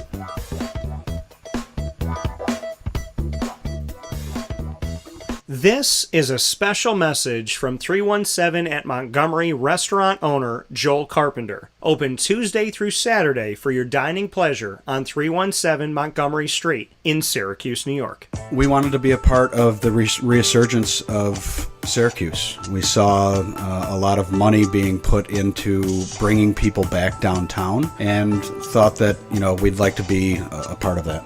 I love putting together a good dish where people see it first, they fall in love with it, and then it tastes just as good as it looks. We want to provide the best food in Syracuse that we possibly can, and we want you to leave here talking to your family, your friends about what you had to eat first and foremost, but also our service, and to walk out feeling like you're part of our family. I work out in the front of the house a lot, and I love walking to every single table, asking them how everything is, and people looking at me and smiling and saying, this is the most amazing short rib I've ever had. This is the most amazing filet I've ever had. And Donna is great. Sarah's amazing. Thank you for coming over and talking to us. And then them just being truly happy for the experience that they've gotten. 317 at Montgomery Restaurant, part of the fabric of downtown Syracuse, located on 317 Montgomery Street in Syracuse, New York. Open Tuesday through Saturday for a unique and memorable dining experience.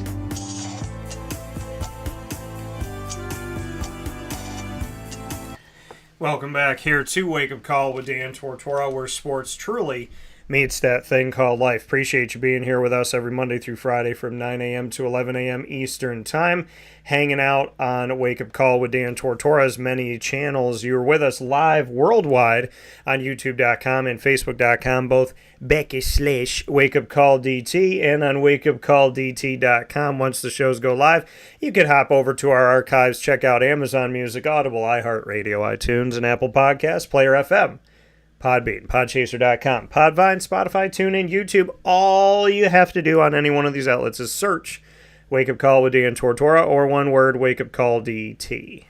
Big time thanks to our incredible partners, the Carvel DeWitt, fantastic, longest standing Carvel franchise in America. Over 60 years of serving the community. Check out Carvel DeWitt today, 4322 East Genesee Street in DeWitt, New York. Don't let the cold weather fool you. The same great flavors are there at Carvel every single day, and Wednesday is Sunday. And what do I mean by that? Well, Wednesday gives you the opportunity to get a buy one, get one Sunday experience, and that includes my DT Dolphins. So go out there, support the LeMoyne College Dolphins, and support your taste buds by getting the LeMoyne centric Sunday that I call the DT Dolphin. You can go out and get it today at Carvel DeWitt exclusively. Mint chocolate chip ice cream, green for the Dolphins, topped off with hot fudge, whipped cream, and a cherry, green and gold sprinkles, and a chocolate dolphin jumping out of your whipped cream. Only at 4322 East Genesee Street in DeWitt, New York. From there, I want to give a special thanks as well to the Wildcat Sports Pub, Ma and Pa's Kettle Corn and Popcorn Factory, GG Cards and Breaks, as well as Chick-fil-A Cicero, which is currently closed for refurbishment, Chick-fil-A Clay, which you can go to today on 3974 State Route 31 in Liverpool, New York, open every single day weekly except for Sundays. As you know, Chick-fil-A as a company is closed to celebrate the Lord on Sunday, which I greatly value, and respect. Canine Camp Dog Daycare, 317 at Montgomery Street. The name of the location is the name of the restaurant. Go to 317 at Montgomery Street today and try what I absolutely love and get all the time, which is their smash burger, but they got a new spin on the smash burger. You could get their smash burger this month with the taste of Mexico on top of it. Homemade queso, pico, and tortilla chips, all there for you on an incredible sandwich experience that I look forward to you going out and trying at 317 Montgomery Street in downtown Syracuse. Canine Camp Dog Daycare, Avicoli's, Great Lakes Honda City, Pizza Man, and Mother's Cupboard, where you will find my spin on the breakfast sandwich. You can get my breakfast sandwich today by going out to Mother's Cupboard or any day of the week. 7 days a week, 6 a.m. to 1:30 p.m. is when Mother's Cupboard is open, and that is the time any day of the week that you can go out there and get yourself the Cuse McMother. The Cuse McMother is my spin on the breakfast sandwich, bacon, egg, and cheese inside of 2 pieces of French toast. Cut it up and eat it with syrup. Pick it up and eat it like a sandwich. You can find it only at Mother's Cupboard in Syracuse, New York. We're also proud to be the exclusive multimedia marketing partner of your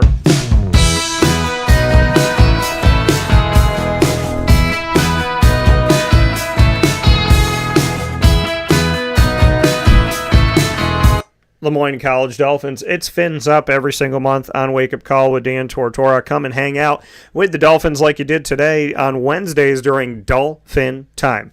AD and DT every first and third Wednesday of each month, including today with Athletics Director Bob Beretta and myself, Dan Tortora. And every second and fourth Wednesday, you'll find the Dolphins inside of the Dolphin Dive, diving into the stories of student athletes, coaches, future Dolphins administration, and alumni.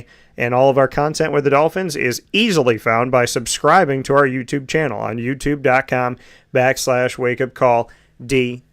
And, of course, for more information, go to LeMoyneDolphins.com. You know what it is, folks, but I'll tell you anyways, because I always love to.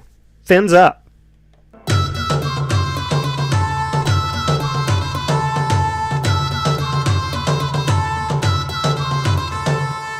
The Bryan and Stratton College Bobcats of Syracuse are exclusive multimedia marketing partners with Wake Up Call with Dan Tortora. Come hang out with the Bobcats every single month. We have fantastic specials coming up for you in this month of October. You are not going to want to miss a second of what is on its way for you in our specials with the women's soccer and women's basketball teams. Women's soccer, who have defeated the number 1 and number 2 ranked teams in the entire nation. Let me say that again.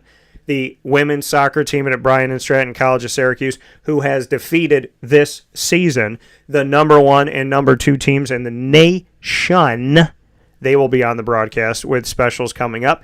And we will also have our specials leading into the 2023-24 season for women's basketball with head coach Tay Baker and his student athletes. So make sure you stay close to Wake Up Call to find out when all of that is going to be released to you. You can get all of our content with the Bobcats inside of the Bobcat Buzz by simply going to youtube.com/wakeupcalldt and clicking subscribe. And when you subscribe to us there, you'll have the opportunity to hang out with the Bobcats 24/7 at your leisure. And for more information, go to syracuse.bscbobcats.com. As always, go Bobcats.